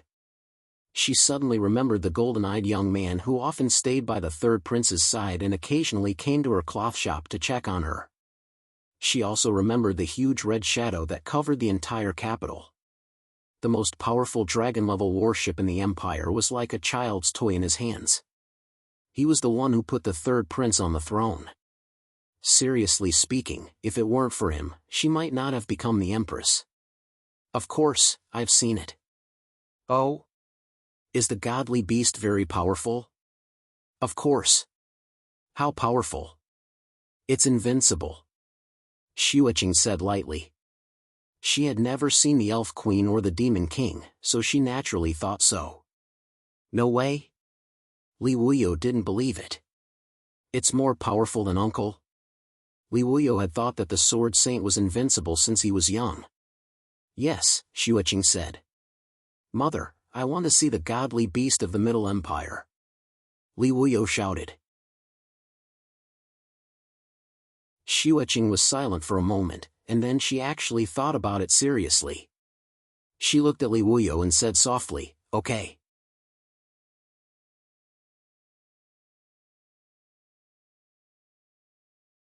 Chapter 452. When the third prince asked Xueqing to take Li Wuyo away, he would never have imagined that Xueqing would say such a thing. If the third prince was here, he would definitely jump up. Then, he would spit out a string of complaints. Don't you know what kind of person Brother Long is? Don't you know how Styr ran away from home? I've only heard of sending a sheep to the tiger's mouth, but I've never heard of sending your own daughter to the dragon's mouth. Mother, what did you say? Li Wuyu's eyes suddenly lit up with surprise. You agree? Yes. Xueqing nodded lightly. Logically speaking, Brother Long is your uncle and your father's great benefactor. Even the smooth marriage between your father and I was thanks to him. Our relationship is indeed deep, but you and Wuyo haven't seen Brother Long since you were born, so it's really inappropriate. Since you have this intention, then it's only right for you to pay a visit. By the way, you can also pay respects to an old friend on behalf of father and mother. Pay respects? Li Wuyu blinked. May I ask, mother, which old friend is it? Where is the grave? Is it easy to find? It's easy. She is the Holy Queen of the Saimai Empire. As for her grave, it's easy to find. Go to the west, out of the Middle Empire, and you'll see the highest mountain. Li Wuyu curled his lips, thinking that it would be strange if he could find it based on this sentence. At that time, there would be mountains everywhere, and all the mountains in front of him were quite tall. How would he know which one was the highest? Don't go to the wrong mountain and pay respects to the wrong grave. That would be very awkward. Huh? Li Wuyu froze for a moment, and then he realized what his mother had just said. Mother, what did you just say? Out of the Middle Empire? Yes. This.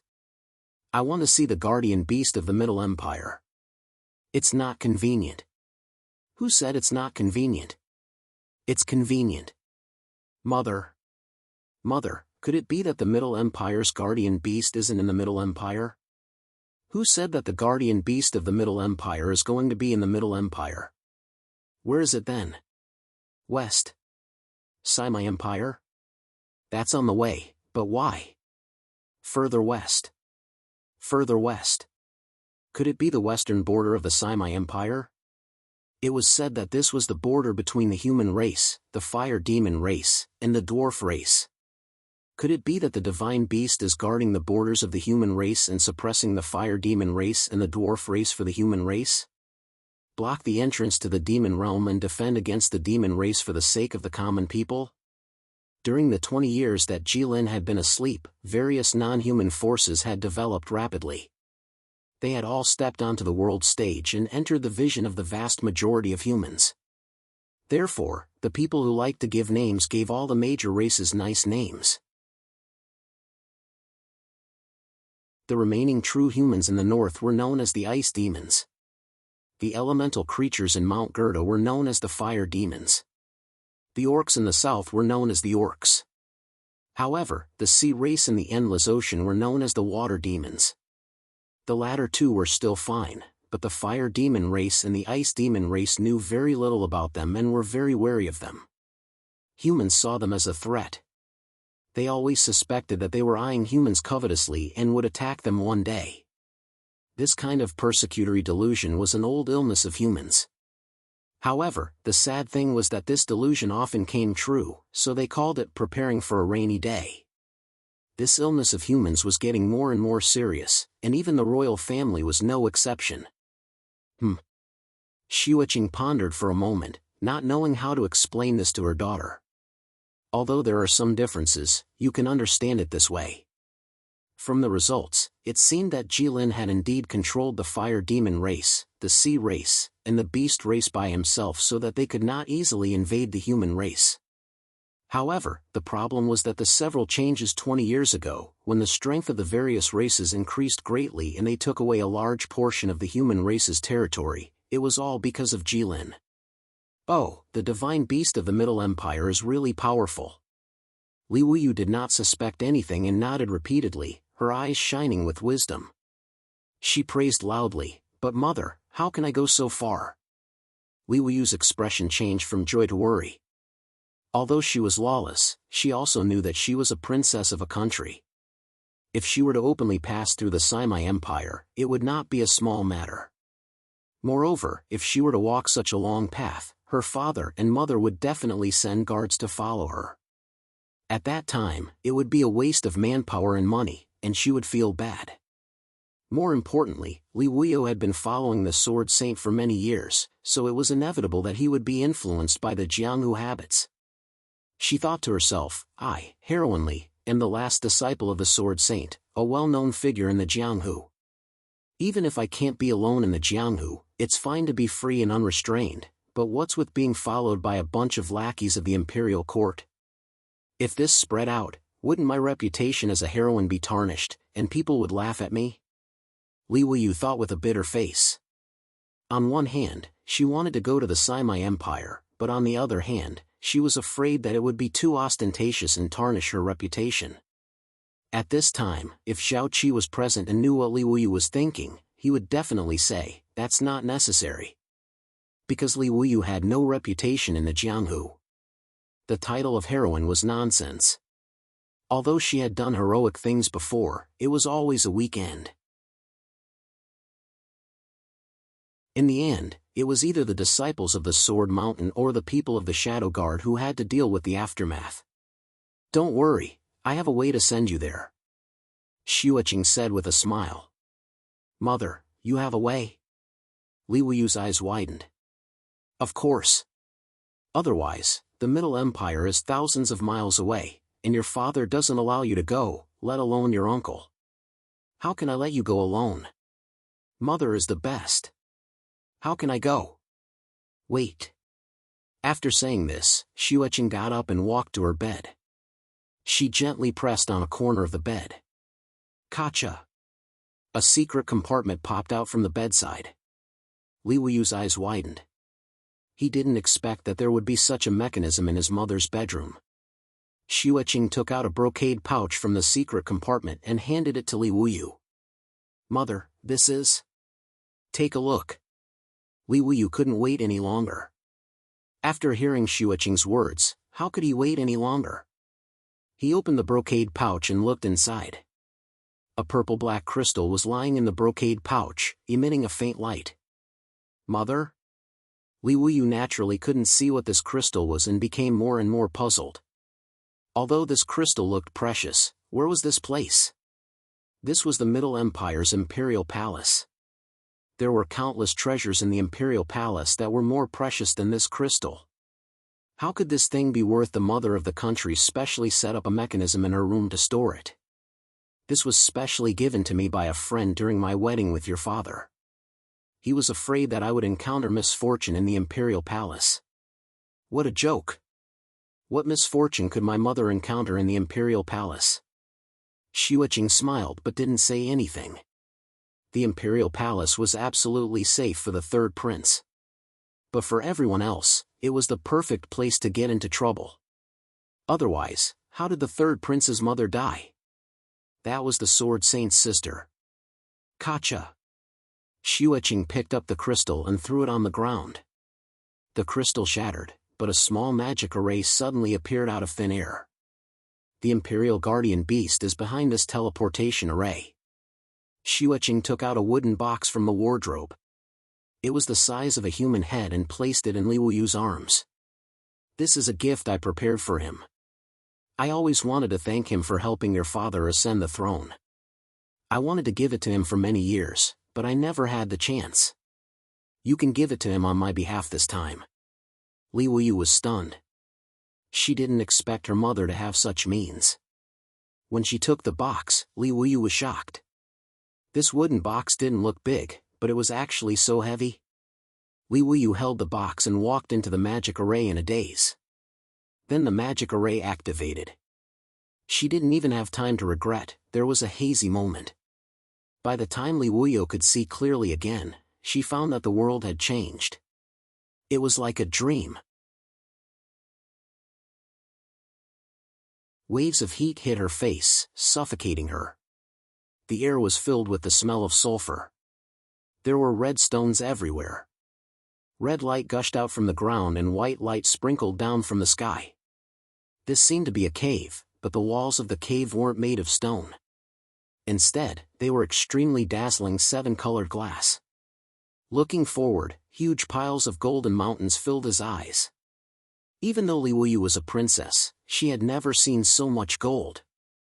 Where was this? Was this the #1 treasure in the world? Gold everywhere? Just as Li Wuyu was about to drool, the biggest gold mountain suddenly moved. Countless gold coins and gold bricks slid down. In the space where the gold coin fell, a huge golden eye was revealed. Who?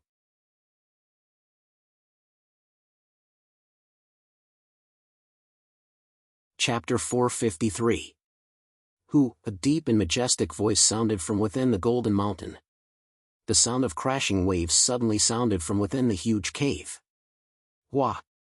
Hua! Raging waves crashed against the shore.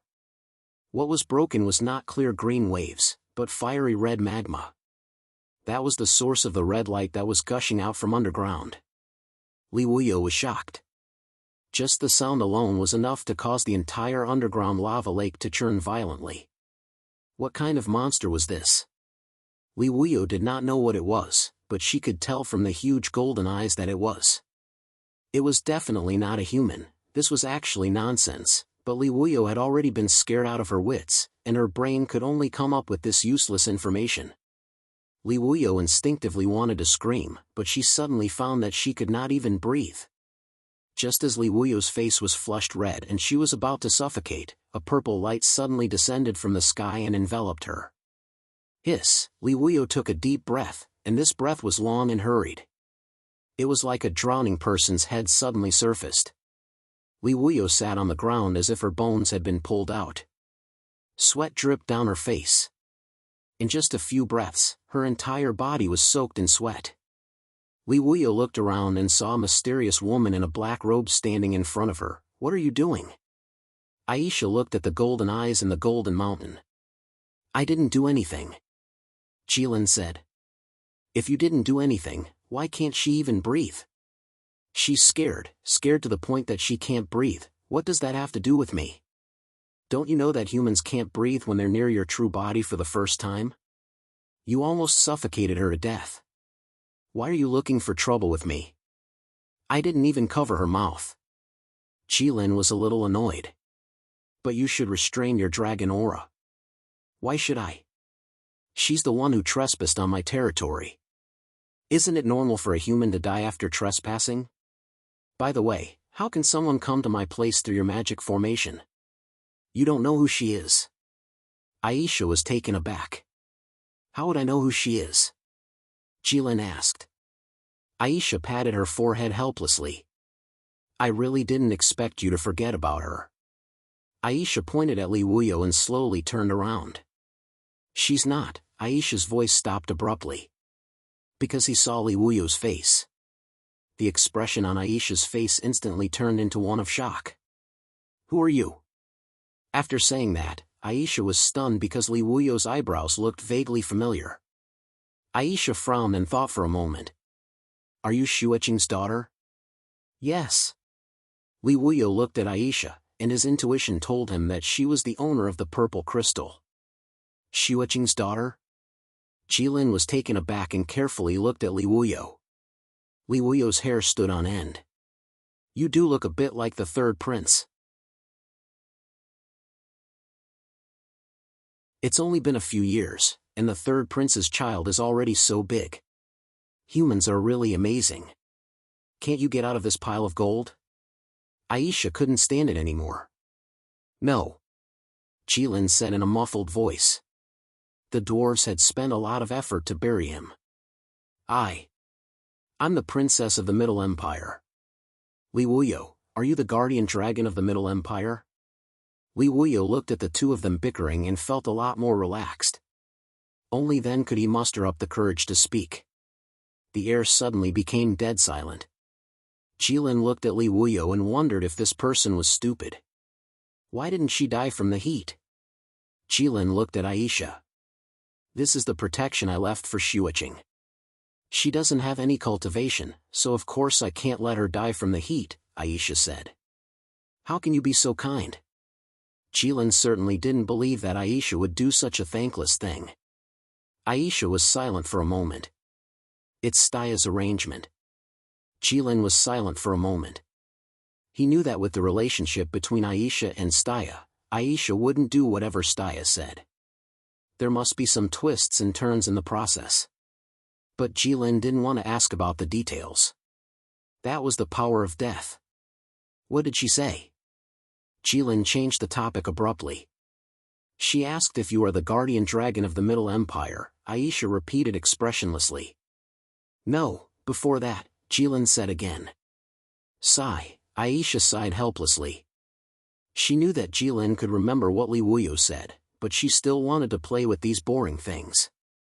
She said she is the princess of the Middle Empire. "Princess," Jilin muttered in his heart. "What are you doing here?" Jilin looked at Li Wuyo. Li Wuyo was on the verge of tears.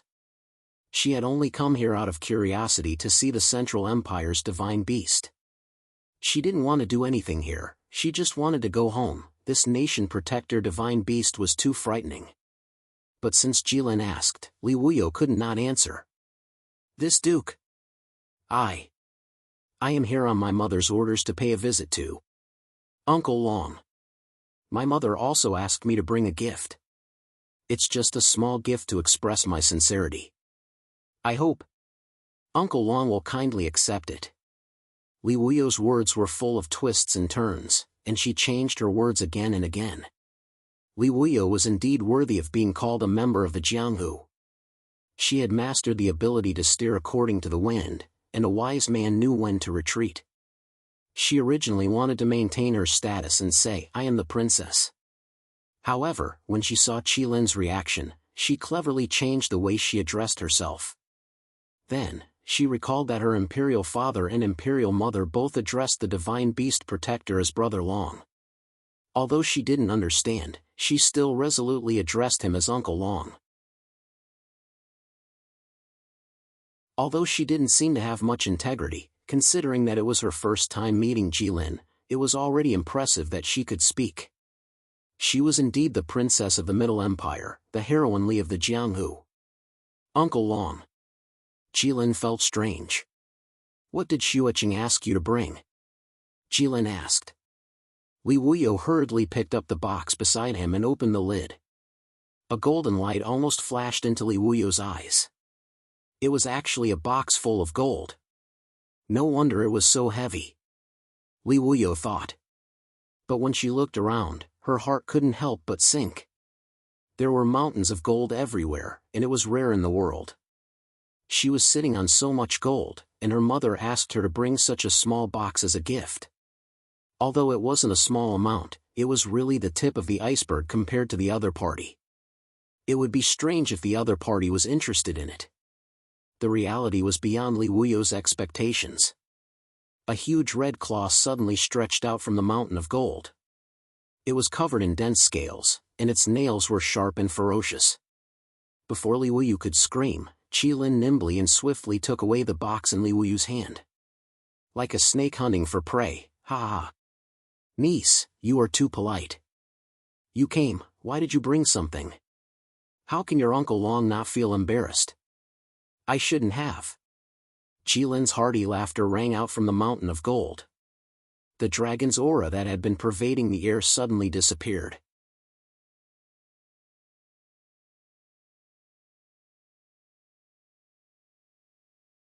Chapter 454. Ha ha ha, Jilin's fake hearty laughter rang out in the primal chaos temple. The tremors caused the rubble on the dome to fall. Ah, Li Wuyu was instantly thrown into disarray. She looked at the seemingly endless mountain of gold in front of her and thought about the small box she brought with her. She thought to herself, do you really like it? Do you have to be so happy? Weren't you still so dignified before? Why did you suddenly become so amiable? You changed so quickly that I can't accept it. Although Li Wuyu was a little disgusted, at least her life was not in danger now. So she didn't complain. But, how should she say this Uncle Long? Li Wuyu looked at the mountain of gold in front of her and gnashed her teeth. This is a person with great wisdom. No, a dragon. At least he knows that if you don't take a few steps, you won't be able to reach 1,000 miles. He was much better than those people who didn't know north, south, east, or west just because they had a little money. They didn't care about a few dozen taels of silver. Look at this person's mentality. No matter how small a mosquito is, it's still meat. A huge mountain of gold suddenly collapsed, turning from a high pile into a flat ground. Li Wuyu was dumbfounded. How did a mountain of gold disappear into thin air? Then, she heard the sound of gold coins colliding and a red-haired young man in simple red clothes climbed up from the mountain of gold. Jilin walked to Li Wuyu's side and patted her shoulder lightly. As expected of the daughter of the third prince, this niece is not bad. Jilin grinned. Aisha's face was full of black lines. She didn't know when Jilin learned the human language. Polite, but meaningless. Without friendship, it was just a formality. Hello, Uncle Long. Li Wuyu pretended to be innocent and smiled sweetly. She now knew why her father and mother called the country's guardian beast Brother Long. So he could actually transform into a human, and other than his hair and eyes, he was no different from a human. Li Wuyu looked at Jilin's seemingly harmless appearance and thought to himself, I can't be fooled by this kind face. I have to remember not to anger this Uncle Long at all times. Otherwise, even if Uncle Long ate his body, he wouldn't be able to confirm whether he had eaten it or not. To think that she had even thought of using her identity as the princess of the empire to fly a few rounds on the divine guardian beast to show off, Li Wuyu sighed in his heart, blaming his mother for not telling him that the mythological beast was so terrifying. Aya, I haven't seen my niece for so many years. You've grown so big all of a sudden. Aya, that's right, When have you seen it? Aisha rolled her eyes as she cursed in her heart. How are the third prince and Shuiqing? My parents are in good health. Thank you for your concern, Uncle Long. If they knew that Uncle Long was so concerned, they would be very happy.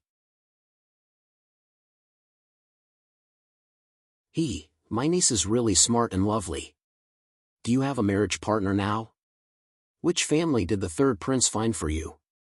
Uncle Long, you must be joking. I'm still young.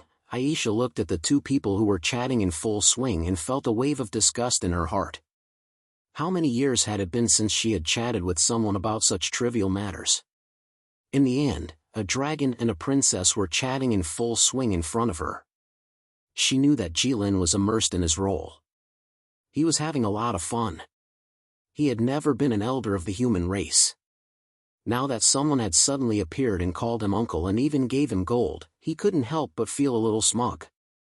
Putting on the airs of an elder, he chatted with Li Wuyu about topics that were commonly used by humans, topics that elders and juniors would talk about. You've grown up. I've seen you when you were young. You're really good looking. What are you doing now? How is your life? How are your parents? Are you married? Jilin went through this set of procedures in an extremely rigid manner. Of course, these words were understandable for ordinary people. But who was Li Wuyu? She was the princess of the Middle Empire. In front of her identity, Jilin's questions seemed like he was just trying to find something to talk about. Although that was the case. I've seen you when you were young. When she was born, Staya, Bane, and she had at least sent gifts to you. What about you? You were busy stirring up the world's affairs and preparing to lead a group of people to fight to the death with humans. Then you beat the third prince half to death. What have you seen? Parents are in good health, the third prince has the luck of the human race and is immune to all diseases, Shuiqing is well dressed and well fed. What's wrong with that? What else do you do? Does a princess of the empire still need to work? Jilin was having a lot of fun, but Li Wuyu was purely scared. A megalosaurus asked you about trivial matters with a spring breeze smile on his face. Do you dare not answer? Do you dare to be impatient? Not only do you have to answer, but you also have to answer with a smile. Just like that, with Jilin's happy playfulness and Li Wuyu's strong cooperation, the two of them talked about this boring and meaningless topic for nearly 10 minutes. Aisha's eyes twitched and she had to interrupt. If you don't protect her, she will die from the heat. Aisha's face darkened. The shield she gave Shuiqing couldn't resist the high temperature for a long time. Jilin was stunned. He raised his hand and a red light enveloped Li Wuyu. This time, Li Wuyu was completely free. Thank you, Uncle Long. Li Wuyu smiled sweetly and bowed. If Third Young Master and the others were to see this, their jaws would probably drop from shock. When did the little witch of the Middle Empire, Li Wuyu, become so obedient and sensible? My lord. Suddenly, a deep voice sounded from behind. Li Wuyu turned around, only to find that her jaw had been knocked off. A 2-meter-tall demon with a red face, fangs, and a pair of wings slowly walked over. His eyes flickered with scarlet light. His body and the longsword in his hand were burning with raging flames. As he walked, the aura he emitted wantonly squeezed the void. He was clearly alone. However, in Li Wuyu's eyes, It was as if a magnificent army was coming. Li Wuyo had only felt this feeling from her granduncle. Although it was just a flash, that aura was enough to make Li Wuyo remember it for the rest of her life. Li Wuyo knew who was walking over. She had seen this creature's portrait many times. Myriad Spirit Nation, Fire Demon Tribe, Fire Demon King, Batel. About 20 years ago, the Red Disaster appeared out of nowhere. He took away a small part of the human race's land. The Nanshin Empire and the Divine Dragon Empire became a few lines in the human history books. The Red Disaster occupied Mount Greta, the wasteland, the endless sea, and the territories of the two human empires, creating the Myriad Spirit Nation. The Myriad Spirit Nation's purpose was for all races to coexist in harmony. Therefore, the Myriad Spirit Nation included all races. Dwarfs, fire demons, beastmen, oceanids, and even humans. These races all had a leader. They were extremely powerful and directly took orders from the Myriad Spirit Nation's king. The one in front of her was the leader of the Fire Demon tribe. A great enemy of the human race. Li Wuyo instantly hid behind Jilin, cold sweat pouring down.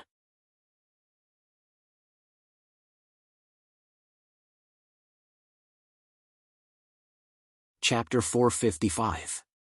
Based on the map of the world known to humans, this world was undoubtedly centered around the Middle Empire. More than 1,000 years ago, humans had almost completely divided up all the habitable lands in this world. Until the Red Disaster appeared out of nowhere. He was the phenomenon of disaster and war. Everywhere he went, waves of blood surged. All non-human races gathered under his wings, as well as a portion of humans. His sharp claws split the earth, splitting open human territory. From then on, the lands of humans and non-human races were almost the same. The 10,000 Spirit Nation appeared in the south like spring thunder. Countless races dominated the 10,000 Spirit Nation, standing on equal footing with humans. According to the information gathered by the various countries' secret front lines, although the 10,000 Spirit Nation had countless races, it could be roughly divided into a few parts. The Fire Demon tribe and the Dwarf tribe were located in the volcano. The Beastman tribe was located in the wasteland and the former Nanshin Empire. The Sea tribe was located in the former Divine Dragon Empire, the current Red Dragon Religion Nation, and the Endless Ocean. The Beastman tribe was mostly made up of Red Dragon Religion members. It sounded simple, but in reality, just the Beastman tribe alone had countless races under it. Therefore, the 10,000 Spirit Nation's name was well-deserved. Not only was the 10,000 Spirit Nation powerful, but their top-notch experts were also not inferior to humans. The various tribe leaders were all top-notch legend experts. The head of the Dwarf Department, the Dwarf King, although he was only at the 9th order, he relied on the treasures and techniques passed down through the generations of the dwarf race to create a glorious record of forcing the War King, who was once the #1 powerhouse of the human race, to stop on the spot, not daring to move. The Fire Demon tribe leader, Batel, was the highest-level fire demon. His strength was undoubtedly top-notch legend, but he really did not have any battle records worth bragging about. However, there were rumors among humans that he was the strongest tribe leader under the Red Disaster, because he was always by the Red Disaster's side. The Beastman tribe leader, Lionman Singh, was the strongest beastman who led the Endless Beastman tribe. It was said that the Fist Emperor Muzan and the warlord Zhanshinga had both fallen in his hands. He even led countless beastmen to destroy the Nanshin Empire. He could be said to be a nightmare for humans. The human tribe leader, Flay of the Red Dragon Religion. Needless to say, she was the youngest legend in human history. Back then, she was already a top-notch expert. Now that 20 years had passed, her strength must be unfathomable. As for the Sea race's minister, the world only knew him as the Sea King. As for his strength, it was like the depths of the deep sea, impossible to see. These were the 5 great cadres of the Myriad Spirit Nation, the capable subordinates of the Red Disaster. The humans called them the 5 claws of the evil dragon. The enemy that humans dreamed of destroying, but now, one of the 5 claws, and possibly the strongest one, had appeared in front of Li Wuyo. Naturally, Li Wuyo was shocked. She screamed and jumped behind Jilin, pointing at Batel with trembling fingers. You! Why are you here? After Li Wuyo asked, he understood. Uncle Dragon was the Middle Empire's divine beast protector. He was currently in charge of suppressing the Fire Demon Division of the Myriad Spirit Nation. He was definitely a sworn enemy of this Flame Demon Department head, an old rival. They had to fight every few days. This time, he just so happened to be here. Although Li Wuyu's eyes were filled with fear, there was also some eagerness. Although Batel was one of the 5 claws, Uncle Long was not to be trifled with. It was obvious. Uncle Long suppressed the Flame Demon Department for the humans, so he was probably not inferior to Batel. If Li Wuyo was lucky enough to witness a battle between 2 top-level existences, she could brag about it for the rest of her life. My Middle Empire's divine guardian beast, my Uncle Long, had a life-and-death battle with the strongest 5 claws of the Myriad Spirit Nation, Batel, in a cave.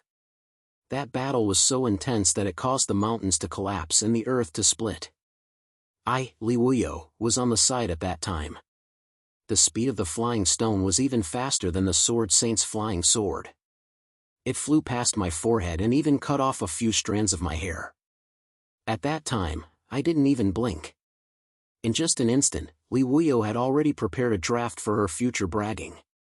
But as for the small stone flying at high speed, it was better not to mention it. Li Wuyo wasn't lying. After all, she was a princess of the Middle Empire, so how could she not embellish her words? Uncle Long, why did he come by himself? Li Wuyo patted Jilin's back and asked in a low voice. She didn't understand. Batel was the head of the Flame Demon Department in the Myriad Spirit Nation. He had countless flame demons under his command. To deal with a strong enemy like Uncle Long, he should have brought thousands of troops with him. Could it be that the people of the Myriad Spirit Nation liked a fair duel? These demons were quite particular. Otherwise? Jilin looked back at her and then turned to Batel. What are you doing here? When Li Wuyo heard Jilin talking to Batel like that, she looked at Jilin's back with eyes full of admiration. In her eyes, Jilin's humanoid figure was much taller than before. As expected of the Middle Empire's divine guardian beast. Look at his aura, majestic. Talking to his life and death enemy like he was disciplining his own little brother, not putting him in his eyes at all. Awesome. Just when Li Wuyo secretly gave Jilin a thumbs up in her heart, what happened in the next second almost made her jaw drop. Because Batel actually knelt down on one knee in front of Jilin, he came to surrender.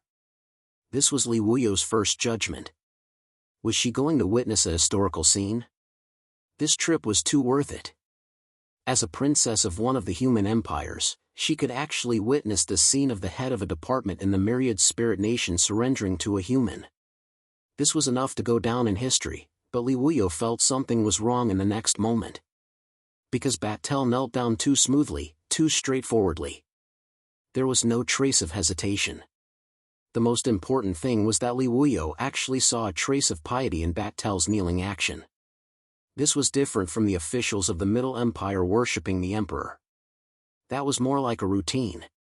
It was more like the people of the Middle Empire worshipping God. It seemed so natural. Li Wuyo was puzzled. Since Batel was here to surrender, and he was also a big shot in the Myriad Spirit Nation.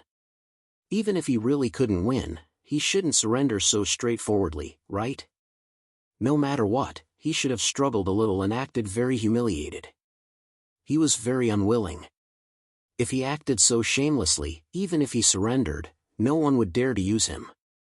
Just when Li Wuyo was full of doubts, Batel's first sentence after kneeling down solved all her doubts. Lord, I noticed that someone had broken into the Chaos Temple, so I came to help you deal with the corpse. Batel's words were like a thunderbolt that exploded in Li Wuyo's heart. Li Wuyo slightly let go of the hand that was holding the corner of Jilin's clothes. She looked left and right and felt that there was no way she could escape. Li Wuyo suddenly wanted to cry but had no tears. There were only 2 thoughts in her mind at this time. Father, you're so awesome. You let the red disaster be your guardian beast. Also, Mother, even if I'm not as sensible as Big Brother, you can't kill me like this. Even a vicious tiger won't eat its cubs. How can you bear to do this? You're tuning into the Mythic Realms YouTube channel. Don't forget to subscribe and join us on this journey to catch the most captivating stories.